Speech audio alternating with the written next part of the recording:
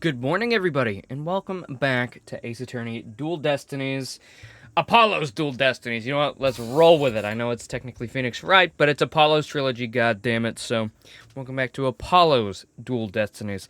Last time, we basically didn't get to do that much. We got through an investigation day and half of a court day. I don't know. This case, in particular, has gotten really weird with its pacing. So, I believe this should be the last court section, and then we'll start the next case, and then we're going to do some Mario Kart after that. So yes, this will be like a 3-4 hour thing, and then Mario Kart will be like 2 to 3 hours. You know, kind of a normal day for us. So let's get into it, shall we? I'm ready. Oh! Court is now in session. All rise. Oh, you can see Apollo through the crowd. Court is now in session for the trial of Damien Tenma. Apollo Justice, defense team leader is ready, Your Honor. Defense team leader. Athena Sykes, assistant defender, is ready too, Your Honor. Je suis prêt. As chipper as ever I see, and in French no less. In the prosecution, Is doing okay with his birdie. very well then. By the way, I asked Detective Fulbright to provide a sturdier shackles today. There will be no more of your funny business this time, Prosecutor Blackquill.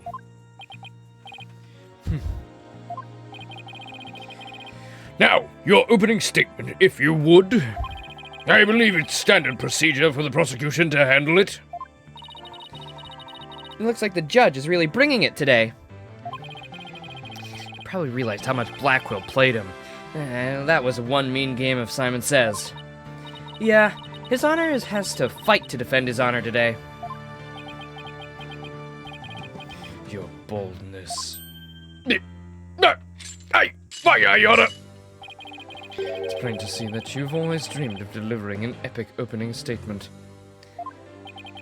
I have. I don't know if I'd say that. Why, of course you have. I saw it in your eyes the last time you gave that opening statement. That was the look of one who yearns deeply for the thrill of an epic opening statement. For decades now, you have been watching opening statements from your bench. They were the crown jewels of the court. One thing you could not possess. The crown jewels of the court. Now, at long last, they are within your grasp. How could you possibly refuse? So you don't mind if I do it then? I'll make a special exception, just this once. Here we go again. Yep, more Blacquill's mind games. Well, in that case, I think I might go ahead and make the opening statement myself. Ahem. In yesterday's mission, we learned the shocking truth that... Oh! The victim, Alderman Rex Kilby, was the Amazing Ninetales. We also learned that the Amazing Ninetales was a key figure in the yokai craze and anti-merger protests. It was further revealed upon learning Rex Kilby's secret identity. Mayor Damien Tenma murdered him. I don't know about that. Hey, Big Boss. The fact that the crime took place in a tight, locked room was also brought to light. And the only people in that tightly locked room were the defendant and the victim. The defense proposed the existence of a hypothetical third party, but further investigation revealed no proof of a third party who had escaped the room. Ergo? We must conclude that the evidence against the defendant is, well, conclusive. Did I say something wrong? That was quite astonishing. You've truly outdone yourself this time. Oh, well, one more thing to boast about to my grandchild. Well, this was not an unexpected turn of events. Now then, it seems the prosecution has called a new witness to testify. The inexplicable yokai evidence left at the scene of the crime. Well, does that not demand some sort of explanation? The feathers and tracks? Weren't those left by the mayor while he was possessed? That was but an act to protect his daughter. Oh! Yes, of course. I had suspected as much, yes. Wait, did he actually believe the mayor's award-winning performance? His daughter was the one who planted the yokai evidence. Ergo, the true identity of the yokai in the manor was the mena's maid, Jinxie Tenma. Objection! The prosecution is engaging in mere conjecture. He's engaging in more conjecture, Your Honor. Would you care for some witness testimony, then? For I am ready to prove that the little scamp is the one behind the Tenmataro farce. Farce. Witness testimony? I'll bet that means Filch and that creep LaBelle. Very well, then. Bailiff, would you bring in the first witness? Oh boy. Didn't think we'd have to do you again. Mr. Filch, you made quite the hasty exit yesterday. See that it doesn't happen again today. Been known for my hasty retreat since I was a kid. Bit of a trademark of mine. Indeed. You managed to give a total of 5 bailiffs the slip. Like those amateurs could ever dare be. Yipes! Perhaps we should shackle you by the neck. That would keep you in place. Yipes! No, please! I'm liable to rip my own head off if I start running. Your statement. Now. Yes, sir, Mr. Blackhead, sir. Did he say that? Or did... Okay, he did. I was thinking I might have mispronounced that, but nope. He did say Blackhead. Yeah, he feels like a blackhead on my side. He may beat a hasty retreat, but there's no escaping Prosecutor Blackwill. Yeah, Blackwill doesn't strike me as the give-up-easy type.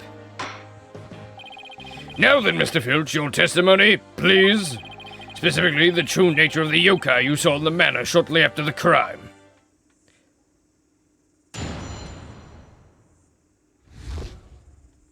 The yokai is Jinxie. Tenmataro's really that little maid gal, ain't no doubt about it. I mean, the Tenmataro I saw was just a little thing about her size. But the little runt had a big old staff. I seen it when she came into the foyer. Betcha she stole it from the forbidden chamber after stumbling in on the crime scene. She was gonna use it to wallop me on like out of my fierce reputation, I just know it. So, Tenmataro was short in stature. And that's because it was Miss Jinxie Tenma all along? Oh, you betcha. Besides, all the rest of the manor were way taller than her. Feigning height is but an easy thing. But a big ox like the defendant could never pass for short. What if the Tenmataro impersonator was walking on their knees? Oh, what? No knee walking. I saw it myself. Then perhaps that yokai really was Miss Tenma after all. All monsters are naught but tricks, either of the mind or the cheap parlor variety. So you're saying she created an illusion like one of those magical eye thingamabobs? Precisely. Human senses are easily deceived. Take the fellow in the cell next to me. Each night he cries and screams about the ghost he thinks he sees. But in truth, it was simply the janitor. Oh, Prosecutor Blackwill just gave up the ghost literally. The janitor's deathly complexion and all-white attire are no doubt partially to blame. And the fact that he constantly mutters about taking vengeance of this or that. That actually sounds like a real ghost to me. The defense may now cross-examine the witness. And ghosts are real, so... At least in this universe. Tenmataro's really that little maid gal, no doubt about it. I mean, the Tenmataro I saw was just a little thing about her size.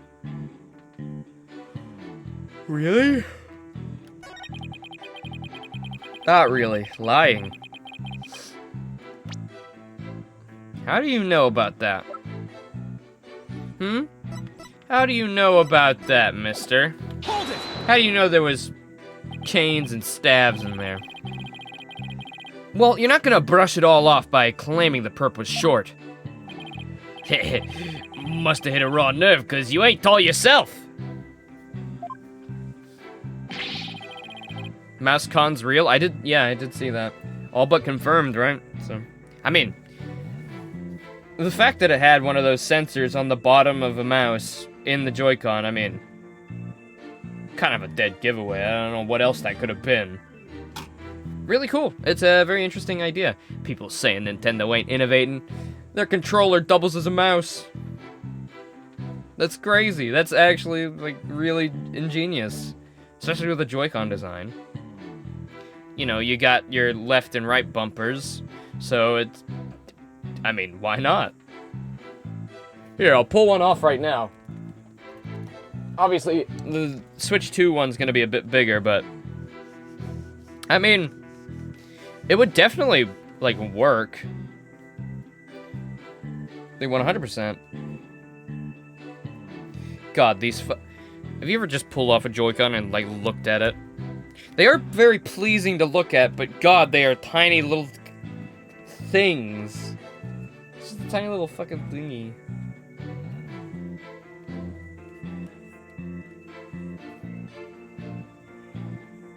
This one's much together normal.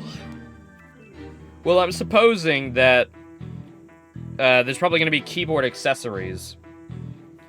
It's probably going to be as sold separately, you know? And hopefully, Nintendo will allow you to also just put a mouse into your Switch and keyboard. That might be detrimental for, like, shooter games, and maybe they'll have to, like, get rid of that, or have that, like, just have that be a thing. I don't know. Look who's talking, mister. I've got to stand on a box just to testify. Anyway, Mr. Filch, correct me if I'm wrong, but didn't you say that the Tenmataro you saw had a staff? Cross my heart and hope to die! I know, because it went jingle jingle. Where do you suppose that staff came from? Well, the staff you say,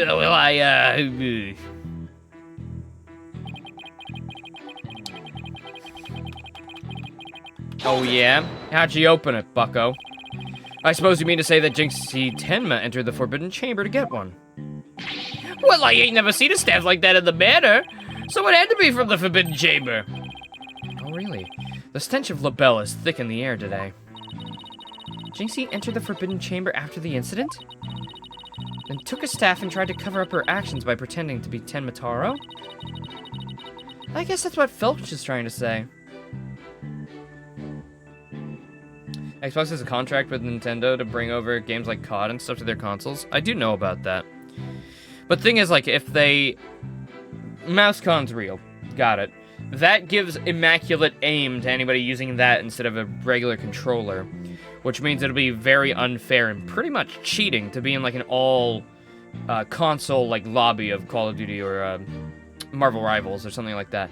And have, like, that. I think that is not allowed. So unless they're gonna, like, treat the Switch like a computer, and you can just use a controller or the mouse, I don't know. Or if it's gonna be like, you can only use controller for these games, and you can't use the mouse function. I'm not sure.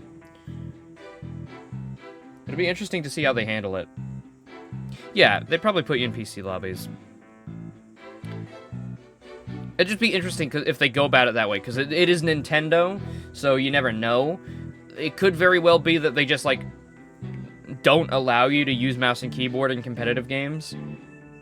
But at the same time, as you just said, you could just put them in computer lobbies, and then that situation fixes itself. And maybe just have it locked to the controller you're using, so if you're using regular controller, you can play console. If you're using mouse and keyboard, you can do PC-only lobbies. I don't know. It's interesting to think about. We'll see soon enough, I guess. I guess that's what Filch was trying to say? Could Jinxie have entered the Forbidden Chamber if she wanted to? There is one thing I was wondering about. Why did that yokai have a staff in the first place? Well, I've got my hunches about that.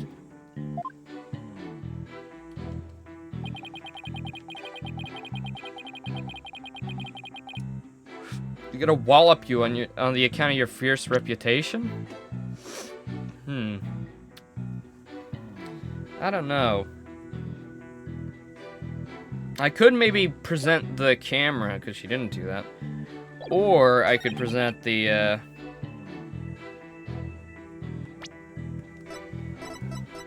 Can I just go right ahead and do this one? Objection!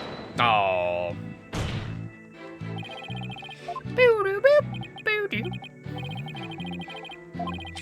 I'm sorry, Blackwell, I'm sorry!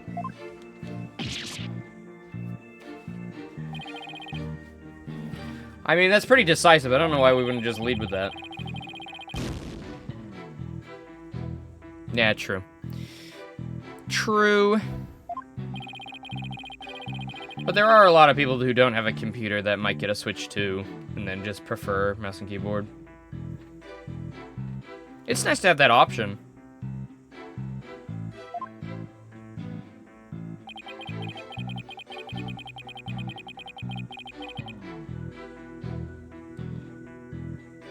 Ugh.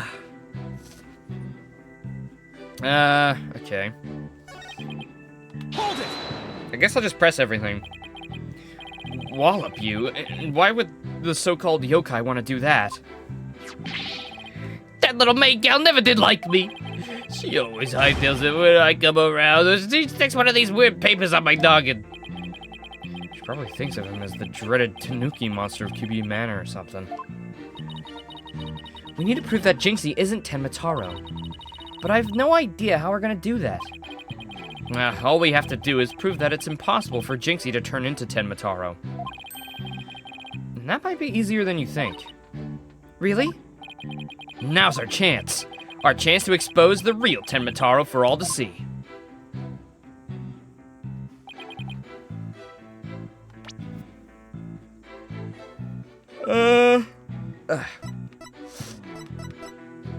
Jinxie's statement. Okay. Bam, bam, bam, bam.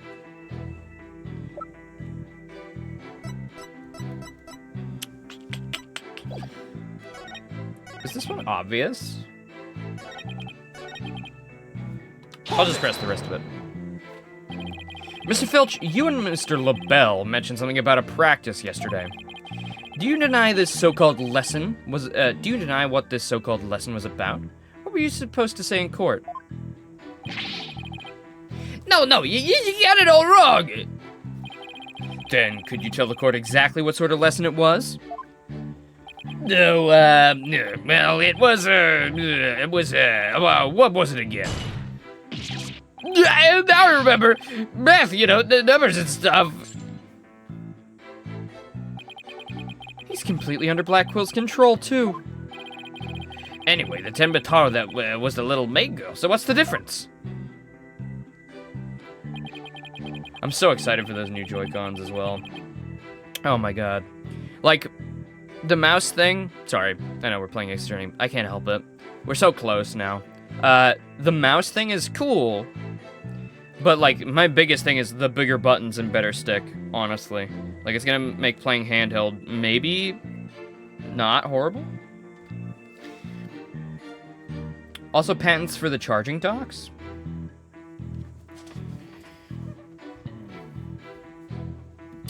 For the charging docks? What, for like the Joy-Cons separate from the actual Switch itself?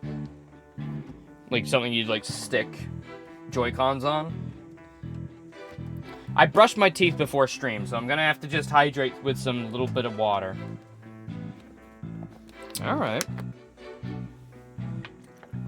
I mean, I'm most likely not gonna get more than one pair. So when I'm not using them, they'll be on the Switch too, but...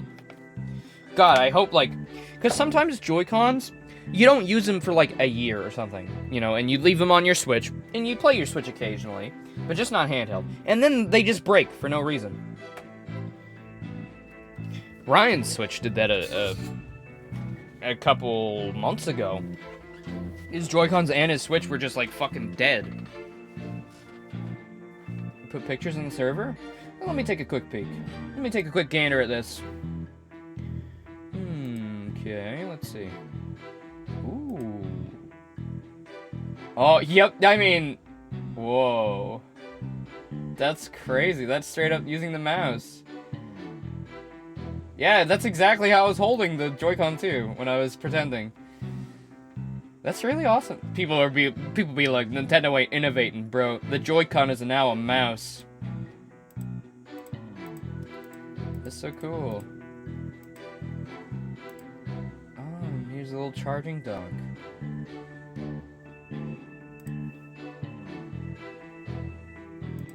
Neat. The pizza you posted in memes? Alright, let me take a look at this. Oops, all pepperoni pizza. I know this guy. He's funny. That guy's funny. The all pepperoni pizza, yes. Oh, would eat. Let me munch on that.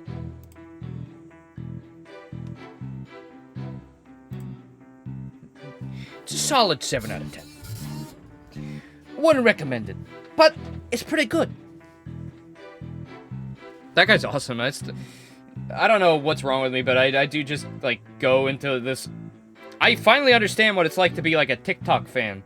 Because originally, I never watched shorts. I couldn't understand them. I couldn't, like, stand them.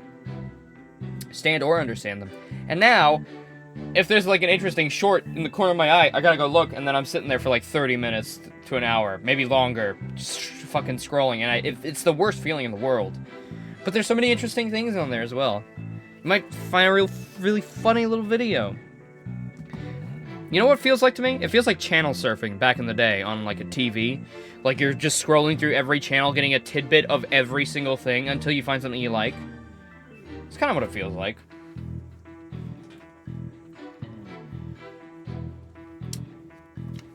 I mean, the Tenmataro I saw was just a little thing about her size.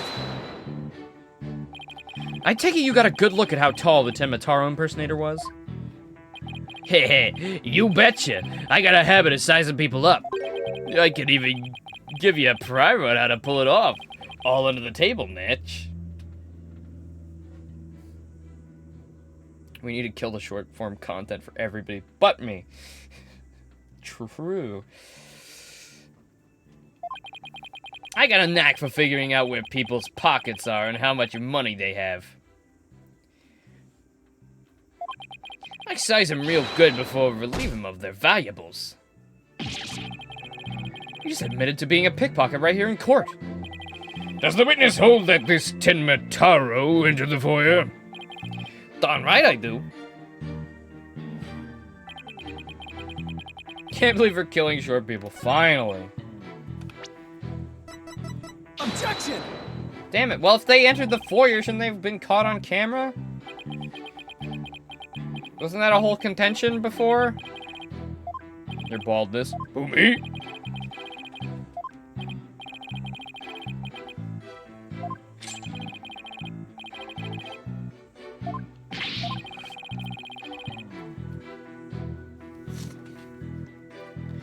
What's considered short? What's like the shortest of the extinction? What height do you have to be below to be fucking executed for being short?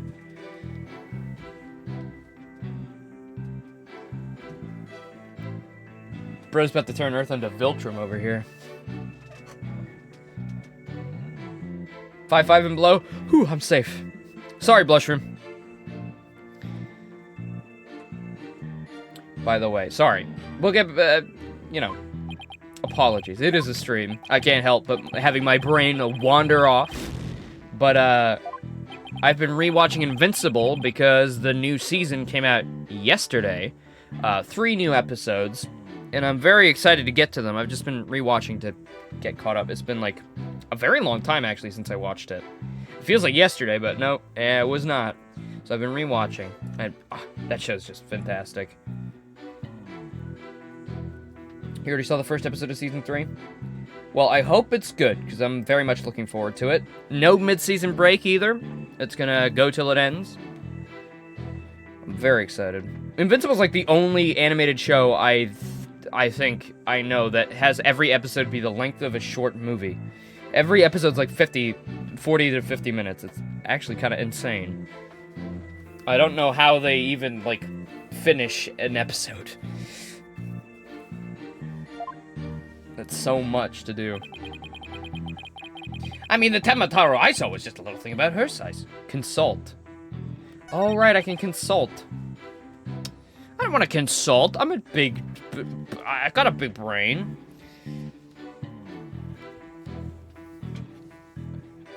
Big ol' staff, eh?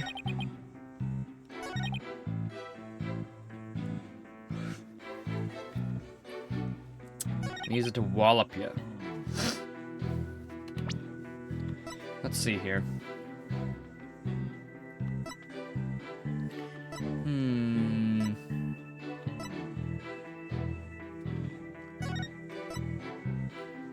Statue has traces of blood from defendant Damien Tenma on it. It was apparently wrapped in a large cloth on which the defendant's blood was also found. No fingerprints could be lifted from the cloth. Oh, don't worry, there's not. They're just spectators. They're not really a jury. We had a jury for one trial. And that was just to get, like, Phoenix Wright out of the fucking hole. And now it's been, you know, eradicated. Ba, ba, ba. Ugh.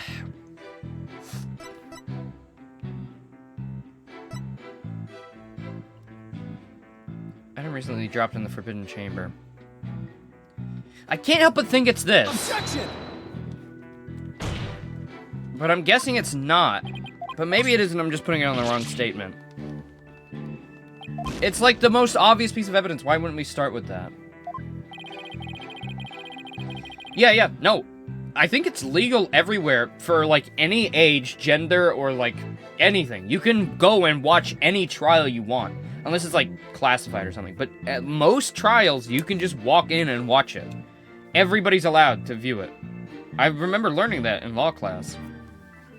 Like, it doesn't matter how old you are. Baby, grandpa, middle age. You can go watch a trial. Like, that's just chill. You don't have to be related to the case at all. You can just go and watch. It's like a free entertainment.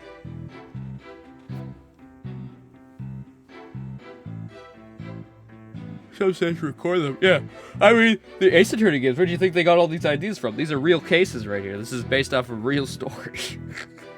Do you remember the girl who can summon spirits into her body and grow bigger titties? You don't remember that? It was huge. 20 years ago.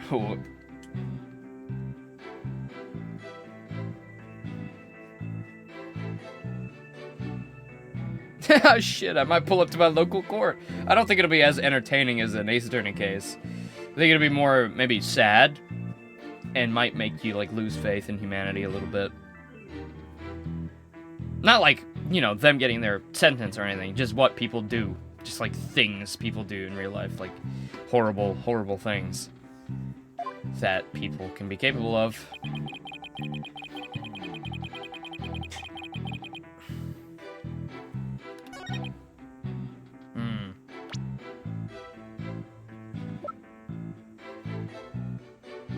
Objection! Shit.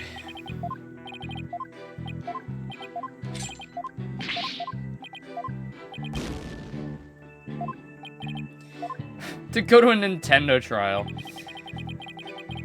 Bro probably has fucking Von Karma on speed dial to make up some shitty evidence about how Super Mario Fan Game 12 is, like, corrupting Nintendo's, like, earnings. But she stole it from the Forbidden Chamber after stumbling on the crime scene. Boom, boom, boom, boom, boom, boom. Oh! The key! Objection! The key! Oh, the key! Oh, I was so wrapped up in the other thing, I forgot about the key! SpongeBob, look what I have. The key! how their lawyers spin it. You see, this 12-year-old in Ohio, well, he's been developing Mario games on the down low, and it's really affecting us. It's got 3 downloads. That's 3 sales of Super Mario Odyssey that we could have had. All right. Objection! Those 3 people already had Mario Odyssey. Nuh-uh. Can't prove it. Fuck. He's right. I can't prove it. Shit.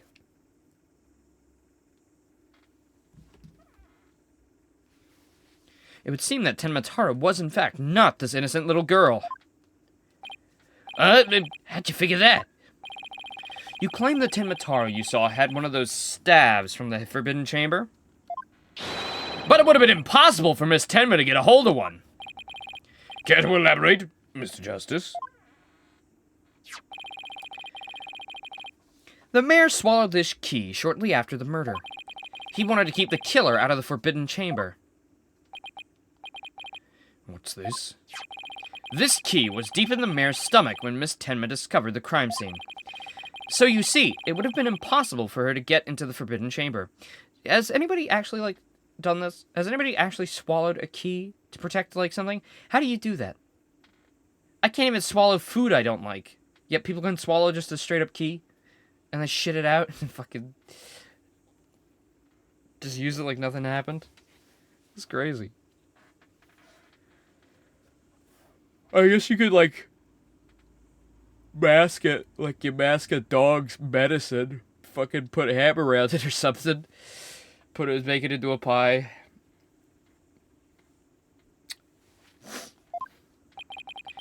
In short, the Tenmataro seen holding that staff could not have been Jinxie Tenma. Ah! Yeah, Scrooge would for his gold, that's true. But he's also a cartoon duck.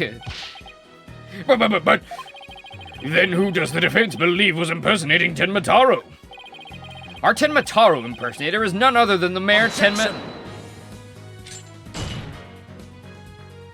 Such an accusations beg evidence. Aside from his ghastly appearance, can you prove he is the yokai we seek? Yes, in fact, I can. Well, very well. Let's see where the defense is going with this. Mr. Justice, please show us proof as to the true identity of the Tenmataro impersonator. Now we do the hand cream. Take that! We found this hand cream in the Forbidden Chamber. And we know that whoever was Tenmataro took one of the staves out of there in short. I believe whoever this hand cream belongs to is the yokai impersonator we're looking for.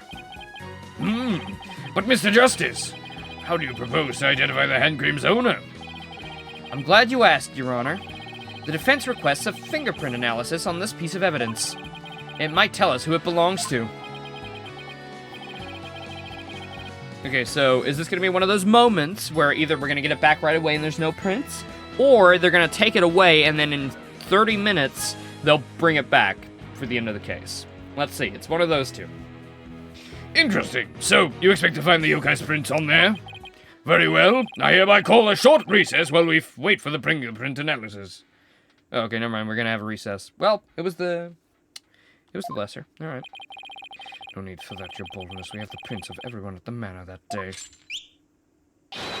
You called, Professor Blackwell? Prosecutor? Could anybody be more whipped? Yeah, Gumshoe. Fulbright. Now, analyze this for prints. You have 3 minutes. Your wish is my command. Very well, then.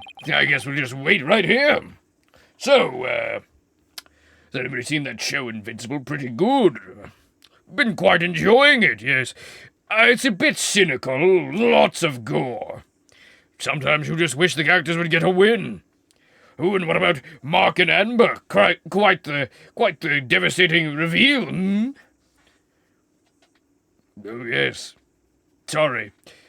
My interpersonal life is being converged into my stream.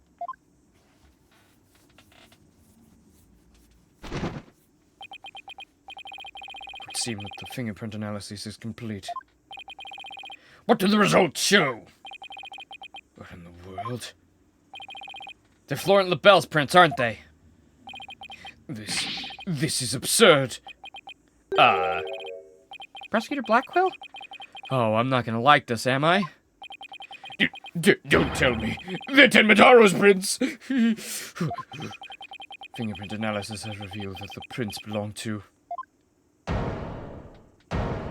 Oh, shit.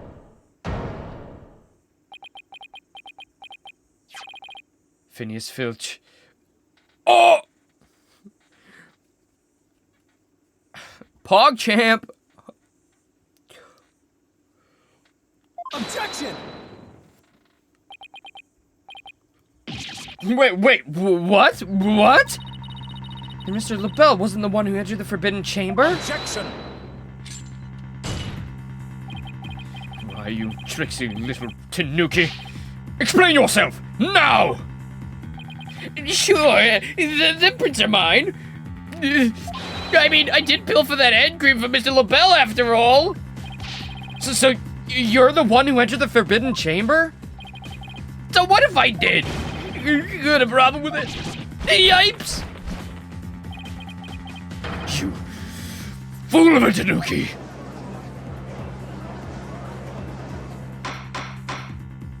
Hey, at least my balls are big. Order, order! Enough about the tanuki's big balls. We all know they have large testicles. Mr. Justice, care to explain what this could mean? Well, excellent question. The fact that Mr. Filch was in the Forbidden Chamber... Wait a second. Does this mean that Tenmataro holding that staff was... Phineas Filch? Another cat out of the bag! Mr. Filch is Tenmataro? Oh my god! Well, forget Invincible. This is quite the turn. I don't understand. Does this mean Mr. Filch is the real killer? The witness will explain himself this instant. Begging your pardon, your honorship, but I was just doing what the Ultimate told me. He wanted me to be Tenmataro in the village exorcism trial.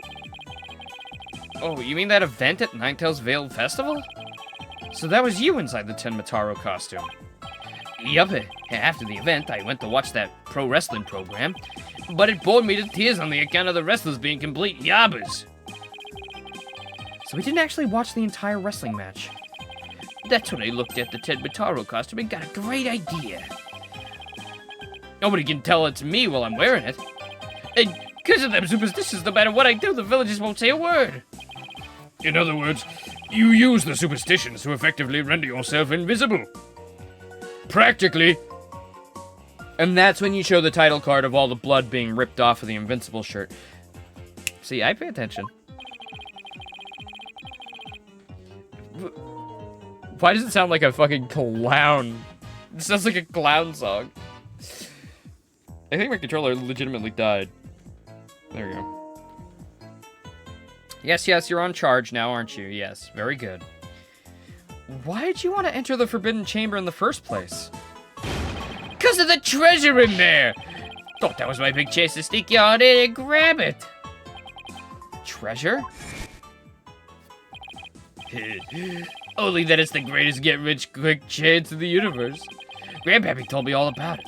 Said there's an amazing treasure in there.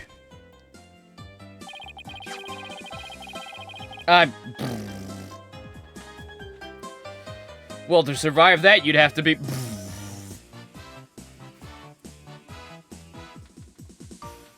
I tried that already, but I'm not... He went in there not knowing his grandfather had already pilfered it? Oh, you know what was really weird, actually? Sorry, another side tangent. In Invincible, there is a couple moments that seem to be, like, made for the title sequence where it be like, I am invincible. But then they don't show the title card, and they just say it. And it just sounds really weird. It happened a couple of times. Obviously, that's not verbatim, but very similar, where it's like they're leaving little bits where the title card could be placed, but, like, they just don't. It's interesting. Maybe it's intentional, maybe it's not.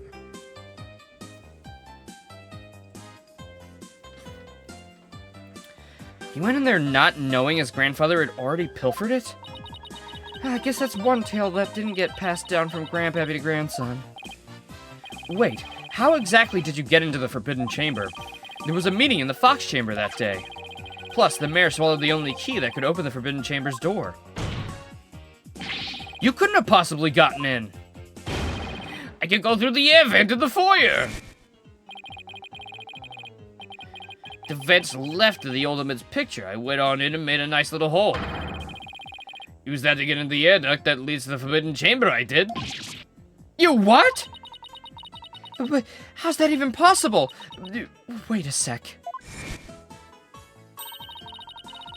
Remember that air vent in the Forbidden Chamber? So Mr. Filch found a way to get into that air duct. And that's how he got from the foyer vent to the Forbidden Chamber vent. So, Tenmataro was nothing more than a cat burglar. Or rather, a tanuki burglar. And we're back to being without anyone to charge for the alderman's murder. Looks like your so-called yokai is nothing more than a big troublemaker. Tell me, Mr. Filch, what did you do after fleeing to the foyer? Well, I got out of that costume right quick. Would have caused trouble at that point. And where's the costume now? Heck if I know. And it ain't my fault if you never find it. The police searched every nook and cranny. No yokai costume was left in the manor. What if it was tossed outside the manor? Ah!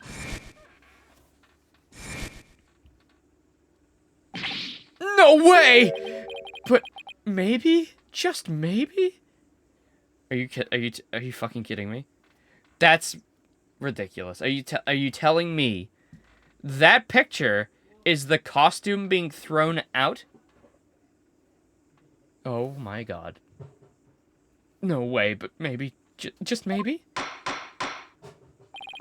The defense seems to have hit upon an idea. Well, go on, Mr. Justice. Alright, well, here's what I think. Mr. Filch, did you get rid of the costume here? Take that! Did you toss it out the window? Because that would certainly explain why I didn't turn up inside the manor. You think I tossed it out the window? Well, that costume cost me a pretty penny. So why would I go do something like that? I can think of a few reasons. Any bright ideas, Apollo? Well, assuming the costume really was tossed out from the window, then the next question would be, what happened to it after that? And if I'm right, I might have just the thing to prove what happened to that costume. Phineas Filch, I have just the evidence for you. You do? This evidence proves you got rid of your Tenmataro costume through the window. Take that! You did that? Tenmataro flying through the sky? And just how does that prove Mr. Filch threw his costume out the window? Well, it's quite simple and stupid. That's not Tenmataro in the photo. It's the costume Mr. Filch threw out. And it's crazy talk. You ain't serious, are you? There's a steep cliff right outside the foyer window, meaning the manor's pretty high up. Why do I have hiccups now all of a sudden? Hold on. Ugh. The costume flew through the air after it was tossed out. That's when the photo was taken. In other words, the photo of Tenmataro really was a flight of fancy. What? Yikes! Oh my! So there really never was a yokai? Oh, I can't keep any of the cat's bag. Can I still file a claim for the lost costume? This more than proves the defense's position. Jinxie Tenma had nothing to do with the staging of the yokai sighting. Care to raise any objections, Prosecutor Blackquill? None whatsoever. I'll deal with that tricksy Tanuki after I've dealt with this case.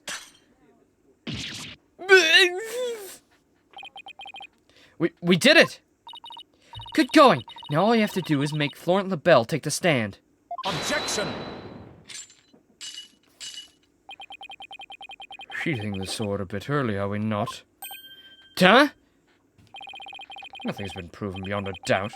Take this tricksy little tanuki, for instance. How do you suppose he was able to exit the Forbidden Chamber? Well, probably the same way he got in. Through the chamber's air vent. And what of the feathers and tracks at the scene of the crime? They would suggest that the tanuki exited through the chamber door, not the air vent. Objection! But the Forbidden Chamber doesn't open from the outside, from the inside. So what you're saying makes no sense. Right? Someone on the outside opened the door for you, isn't that right? Yeah, that's right, Mr. Blackjack. The door's at least sprung right open. Hold it! Sprung right open? Who was on the other side? Didn't get a good look on account of the sudden glare. Like how the reflection from my head blinds fellow moviegoers emerging from the dark. That's when I snatched the staff and made my daring escape. And then that little maid gal spotted me as I hightailed it down the hall. That means the Forbidden Chamber wasn't open until after the crime was discovered. But wait, we still don't know who opened it. Maybe there really was a third person in the Fox Chamber. Objection! Yes, the bald jokes have very much increased. I mean, Black Quill calls them your baldness. I mean, to be fair, bald people should be made fun of. Kind of deserved, honestly. I'm joking, I'm joking, I'm joking!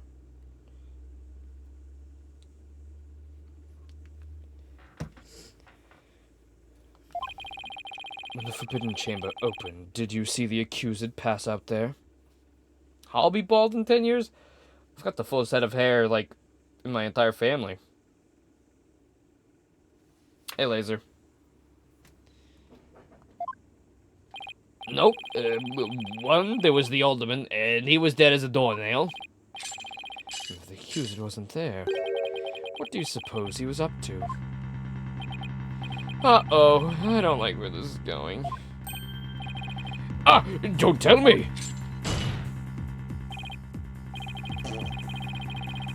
Plainly, the only one who could have opened the Forbidden Chamber was the accused, Damien Tenma. Ah!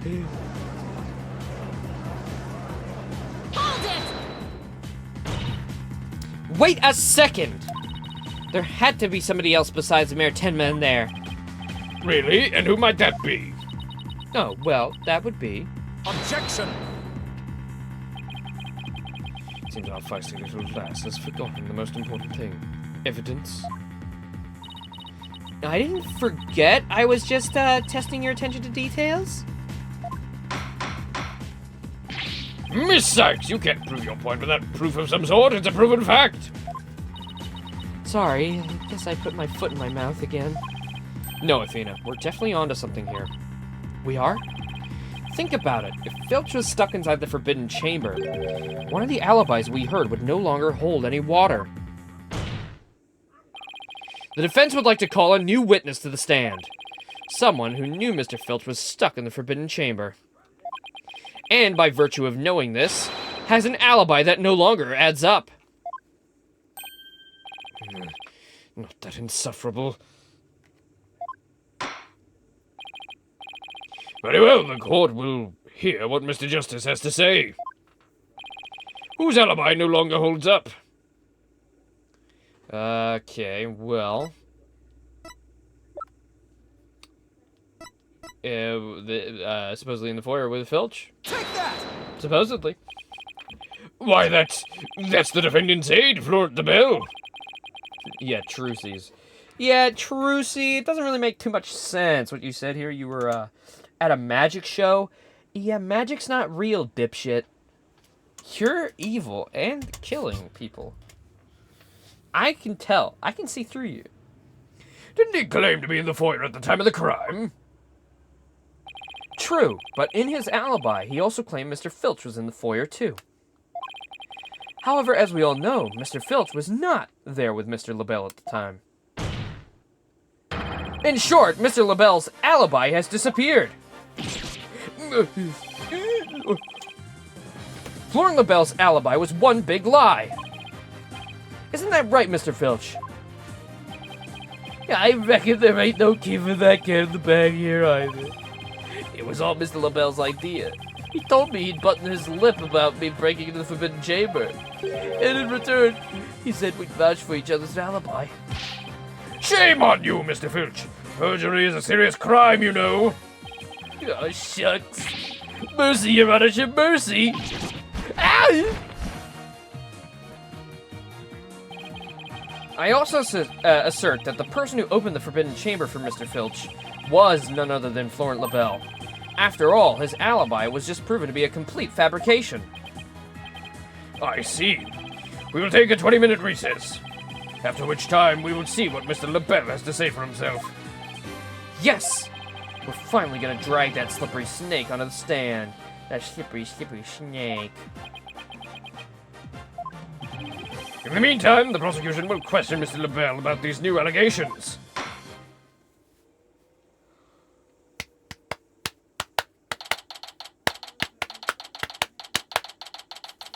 Oh yeah, foolproof. Are you playing Mario Kart later? 20-minute recess equals mid-court jerk session. Well, of course. So much tension's in there, you know? Can't help it. Apollo and Athena are gonna have to use the restroom real quick. We did it, Apollo! We finally dragged Mr. LaBelle into court. Yeah. Hey, why the long face? I can't help but feel I'm missing something important. Plus, Prosecutor Blackwell's bound to mount a counterattack. You really are a worrywart, aren't you? It'll be fine. It's called Lobotomy Cart now? Oh, sorry. You guys have been playing a lot, actually. I've seen you guys in the Discord playing. It's very nice to see. I'm very glad. Makes me very happy seeing you guys use the Discord as much as you can. Wow, Nintendo's making hands now! That's crazy.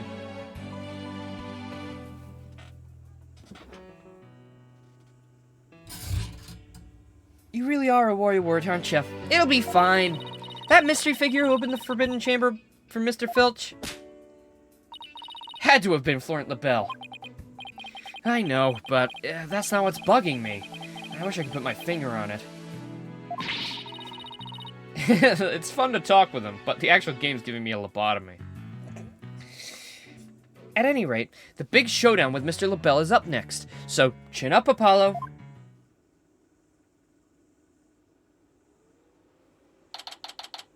My computer has done its big, sighs a couple times today already. Does anybody else's computer do that? It's running very quietly, very soundly, and then it'll go... bro, you're doing nothing. You're streaming, it's using 10% of your fucking CPU. You got 90% doing jack all. Oh, life is so hard being a computer. Bro is now literally the Joker. He changed his hair color again. Now he looks straight up like the Joker. It might have to be another voice change then. It's tired of my bullshit. All the fucking terabytes of porn is just overloading the CPU. Can't handle it. Court is back in session. Our next witness is... Yes, I'm acting on behalf of the mayor in this very important matter. Well, it seems the witness is predisposed at the moment. Surely you jest! I will hold you to your promise, remember that. Oh, my deepest apologies. This is Florent LaBelle, personal aide to Mayor Tenma, or should I say, the accused! Like the poor mayor hasn't suffered enough. I'll have to find another character to give Mr. Satan's voice to. I just love Mr. Satan's voice pattern, so...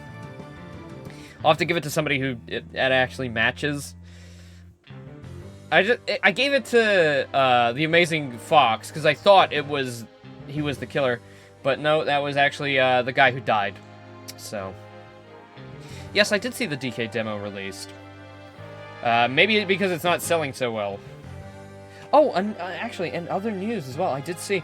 Unfortunately, the people who did the remaster for Metroid Prime got layoffs. That really fucking sucks. Because that's like the best remaster we've ever gotten. That's like the closest thing to a remake. Well, what business do you have with me? I'm a very busy man. So let's make this as brief as possible. I'm a very busy clown.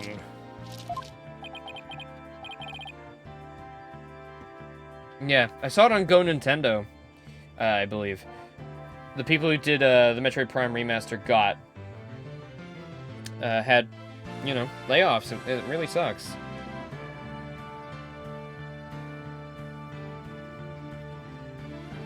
See if I can't find it real quick. Ba-ba-ba-ba-da-ba-ba. It might be way too far down for me to find it quickly. Let me try them. Nope, nope. Nope, nope, nope. Nope, nope. Nope, nope, nope, nope.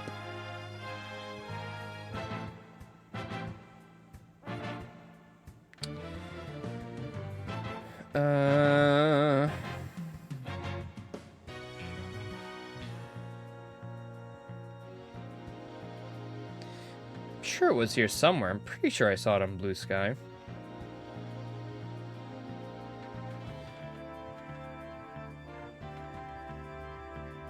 Oh, that's good to hear. Joy Creation Collection still planning for this year. Excited for that. That'll be fun.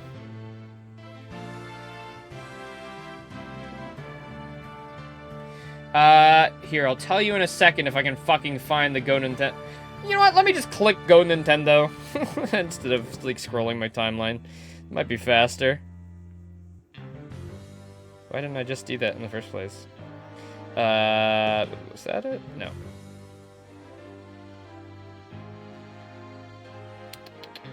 Let's see. I love Go Nintendo. It's very nice having all this news be given out. Oh, maybe I'm wrong. Where did I see that? I can't find it.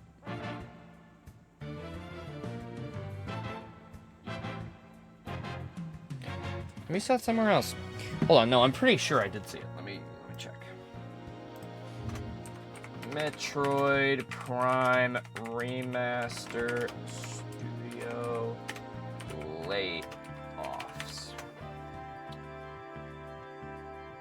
Metroid Prime Remastered Studio Iron Galaxy confirms layoffs. Iron Galaxy is a studio known for its work on titles such as Metroid Prime Remastered, The Elder Scrolls V, Diablo 3 on Switch. Has confirmed that it has laid off 66 development and support staff. Yeah, there you go. It was Nintendo Life. Apologies, it was Nintendo Life, not Go Nintendo. That sucks. They did great work. Metroid Prime Remastered is one of the best remasters we've ever gotten. Even if they did cut, like, the original credits, which is probably not their doing. It's probably Nintendo, because they're a big bunch of bastards. But yeah, no, that genuinely sucks. I hope those people can find a new job, because they did fantastic work on the remaster.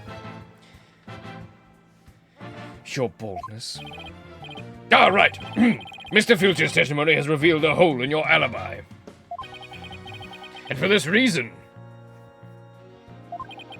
you are suspected of having some sort of connection with the case at hand. To think I'd be associated with The entirely lurid affair. Well, I'm not. So may I go now? I've got very important matters to attend to. Objection! Like a certain batsman. Hope Nintendo picks them up. That would be good. They're a great studio. I don't know if they made a game in of themselves, but all the work they've done has been great. But yeah, no, like Nintendo. The reason Nintendo doesn't do layoffs is because that's just not really a thing in Japan, I believe. Like, that's not according to culture. Like, usually if you get a job in Japan, most likely they're expecting you to be there for a very long time. I don't think there's like general firings or anything over there. Like it's a rare occurrence or something like that. I don't know much. I'm kind of talking out my ass, but I'm pretty sure. I don't think so, Mr. LaBelle. Do you realize what a serious crime you've committed? Oh yeah, no, it's a great thing. I'd say it's really good for people who are actually, like, doing their job and, like, just living their lives. It's bad for people who might be, like, taking advantage of that system or something, rather, but, yeah, then again. It's just really good for a lot of people to not have their livelihoods taken away for profits, you know, for someone to get ahead. It's a very good system. Witness, you are being accused of perjury. This is your chance to clear the air. Fine. The truth is, I faked my alibi for a very good reason. To kill the defendant. I mean, well, not the defendant, the guy who's dead. What was his face again? The mayor was obviously the killer, so I created a fake alibi to confuse the matter. You see, as his personal aide, I felt I had to protect him. Sorry. You think this is funny? Without your alibi, you're a suspect too! What were you really doing at the time of the crime? Psst, peasant, how dare you accuse me, one of the beautiful people being? Stop stalling and tell the court what you were really doing at the time of the crime! Silence! Don't you silence me!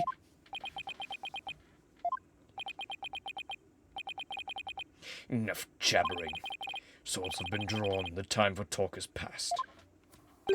Swords? What swords? This is a duel to the death.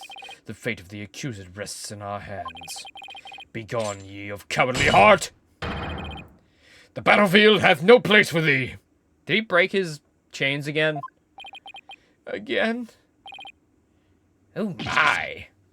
Spare me, please!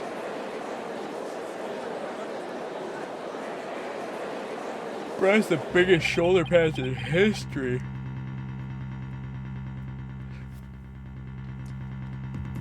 There's so much for sturdier shackles. Those chains hindered my vow that heads would roll this day. This gives keeping your head on in court a whole new meaning. Will the witness please deliver the accused's death knell? You know what I speak.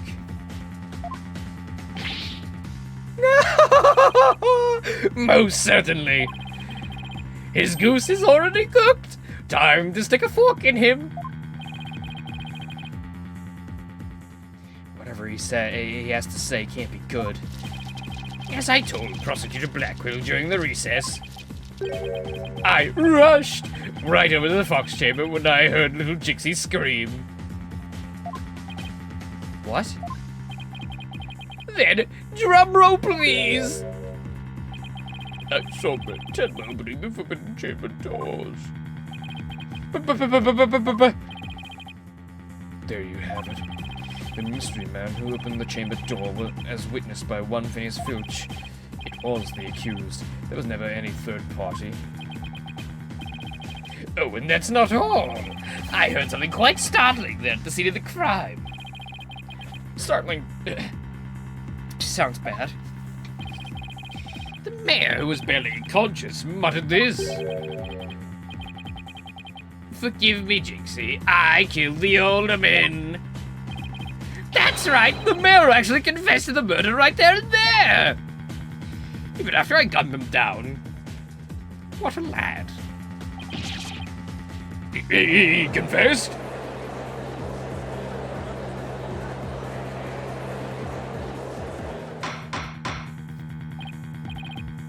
Order! Order in the court! This is quite conclusive testimony if it stands. Just so. Quite astonishing, I might add. Having learned of this fact during the recess. I just love surprises, don't you? That's why I saved the best for last. Consider it a gift from me, do you? No way. I don't believe Mr. LaBelle heard the mayor confess. But Is this really true? Did Mayor Tenma really confess? Yes, indeed. During that last recess, I confirmed it with the mayor's daughter. It would seem Mayor Tenma actually did confess. That testimony is quite favorable to the prosecutions. Yes, this is LaBelle. I called earlier about the party reservations. Yes, that's right. And I'll be calling my little shindig Mayor Tenma's conviction gala. A splendid time is guaranteed for all, but all but the defense and the mayor. Well, it seems our witness is a very busy man. Let's get right to his testimony. Mr. LaBelle, please tell us what you saw when you came on to the scene of the crime.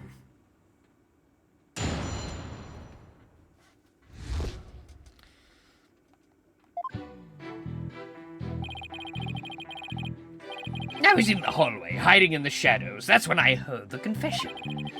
Upon learning of her father's name, little Jinxie fled without even noticing me.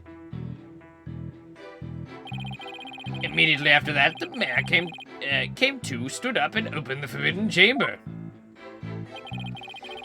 As I ran in terror, the demon emerged from the prison. In shock, I fled down the hallway to my right, to the one with the phone at the end.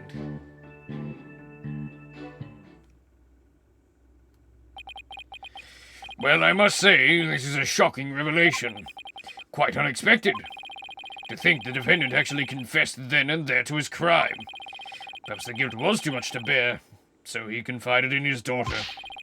You do realize you should not have withheld such crucial testimony from the court.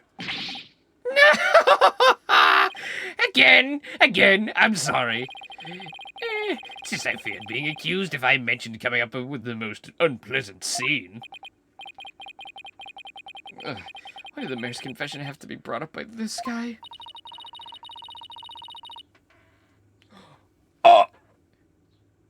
Oh my god, you guys. Nintendo just announced Wario Land 4! Oh my god, that's the one I wanted to play. That's Pizza Tower 2! Bro, we're playing that. When does that come out? Today? That's awesome. Yeah, you could have put that in a Nintendo Direct, Nintendo. Jeez. I love the art style for this game as well.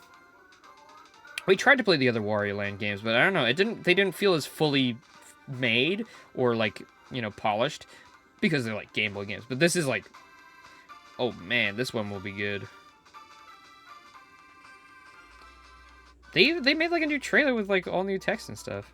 When's it coming out? Oh, February 14th. Valentine's Day, just in time. Happy Valentine's Day, Wario. Wow. Well, what are you doing for Valentine's Day? Playing Wario Land 4? What are you doing? Well, I was thinking we could go maybe get dinner or something, you know, since we're dating and all. You think you rank above Wario Land 4? Yeah, get in line, sister. Sorry. I got plans, and those plans involve a garlic-loving Italian man. I want to play the Wii one as well, yeah, I do. That game looks fucking phenomenal with its 2D art style. Apparently it's not as good, or people don't, like, rate it higher, but I want to play it just for the art style alone. And hello, Blushroom, I hope you're doing well.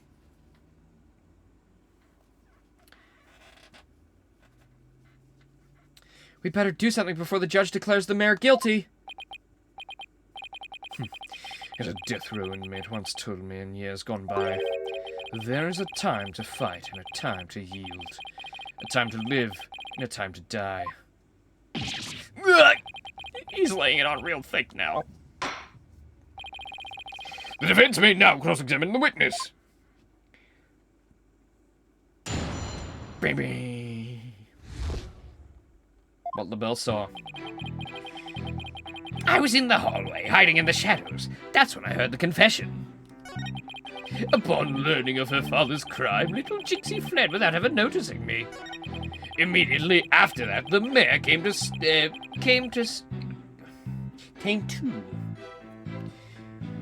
stood up and opened the forbidden chamber. As I ran in terror, the demon emerged from his prison. In shock, I fled down the hallway to my right to the one with the phone at the end. Hold it!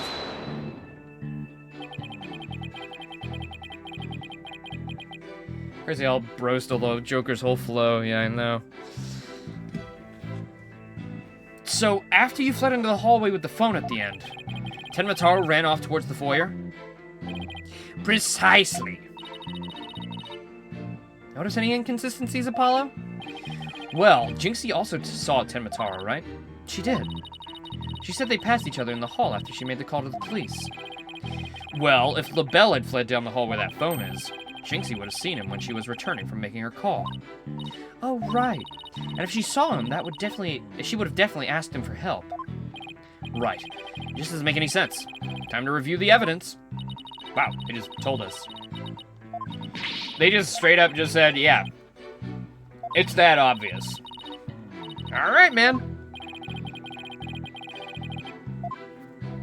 Bum, bum, bum, bum. There we are. Hold it! I didn't mean to press again. Oops. My parents have just been asking me about the Switch too, because they know I'm, obsessed with it, and they know I stream and everything. They've asked several times when it's coming out. I keep telling them we don't know yet. It's gonna get revealed on April 2nd, but I've told them like 5 or 6 times. I know it's not taking as much brain power in their head than it is mine. I understand that it's like maybe 1% of like their knowledge is dedicated to Switch 2 fucking release date news, but I don't know. Just had to say it so many times. Okay. Let's see here. Who? My parents. This. Objection! Florent LaBelle, you're lying about having witnessed these events from the hallway. What on earth do you mean? Yes, care to fill us in, Mr. Justice? Well, if Mr. LaBelle had really fled down into the hall with the phone in it, he would have crossed paths with Miss Tenma. What's this? After she discovered the crime scene, she immediately went to call the police. Then after making her call, she went back to the main hallway, whereupon she encountered the demon yokai, or whatever you call it. You haven't even shown your mom the trailer yet? I was just so excited about it, I did end up showing them. Because I did buy my mom a Switch a few years ago. Like, she got her own, and then she had to sell it because we were in, like, financial trouble. So she sold it because she thought she had to. I thought that was kind of fucked up, so a couple years ago for Christmas, bought her a Switch. They're pretty avid gamers, to be fair. I mean, mostly Fortnite, but, they still do it, and they still try, and my mom does want more Switch games, which is cool. So yeah, I feel the need to show them, give them news about it. And to be fair, I have like a shit ton of money saved up for it, so that's it. Well, it was like probably like a car thing, most likely. Or that might have been around the time my dad broke his glasses. I don't remember. It was like a year or two ago. Whereupon she encountered the demon yokai, or whatever you want to call it. As for me, I call it Phineas Filch in a Tenma Taro costume. The encounter happened right here where the hallways meet. As for Mr. LaBelle, if he had fled here, feigning escape from the yokai imposter... Why, yes, the two would have crossed paths. Right, except Miss Tenma told us that there was no one else in the hall. In short, Miss Tenma did not see you in the hall because you were never really there. My eyes, my beautiful eyes! Tch, not such a fabulous scent now. But, Mr. Justice, the witness also stated that he heard the mayor confess. If he was lying about hearing the confession from the hall, then where was he when he heard it? Inside the Fox Chamber. Where else? But isn't that within the very crime scene? It is, Your Honor. And that means he's not really a witness. Rather, he's the third party I've been alleging this whole time. What? You think I'm the killer? How dare you? Silence. I've only killed a few 100,000 people. Give or take a few, you know, government officials. Those don't count, though. They don't have souls. Foolish fop. A true man knows when he's beaten. A shield of lies comes to naught before a foe with the sword of truth bared. Might want to take your own advice here, Black Quill. But Prosecutor Blackwell, what are you? I thought we were on the same side. You are mistaken. There are no sides here, save for my cold, steely edge of judgment. You are alone upon this battlefield, with naught but your lies and sickly sweet perfume. Whoa, what just happened? Black Quill's really tearing into him. Well, yeah, I don't know if you noticed, Apollo, but our whole goal is to get to the truth here. There's no winner or loser.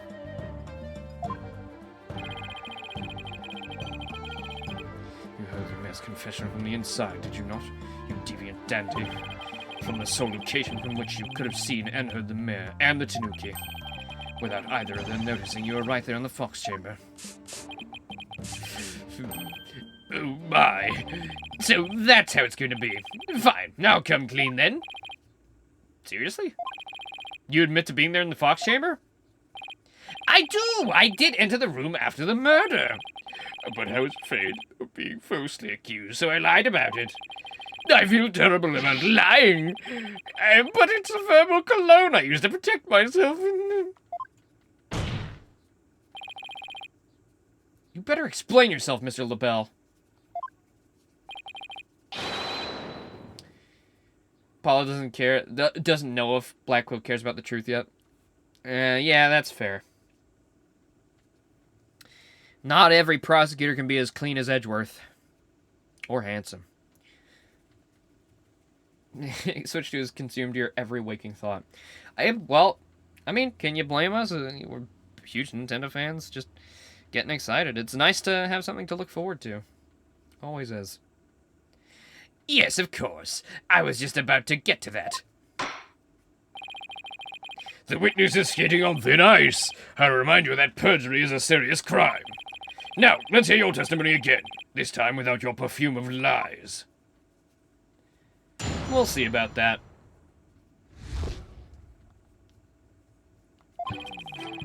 I did enter the Fox Chamber after the murder, but I didn't enter until after Jinxie had heard the confession and left. I heard the mayor groan and hid behind the folding screen. What I saw there up close, it was absolutely horrifying. So you see, I was there, but merely watching from behind the screen. From behind the screen? Why, yes, I believe you wouldn't be spotted if you were there. Just so he could see everything without being spotted by the victim or that Tanuki filch. Suffice to say, he was a mere witness to the events rather than an actual third party. This guy's as slippery as an eel. About as handsome as one, too. Apollo, you think he's telling the truth? And I think you meant to say as ugly as an eel, not as handsome as... That would kind of insinuate you think eels are handsome. Well, he was in the Fox Chamber, so at least there's that much.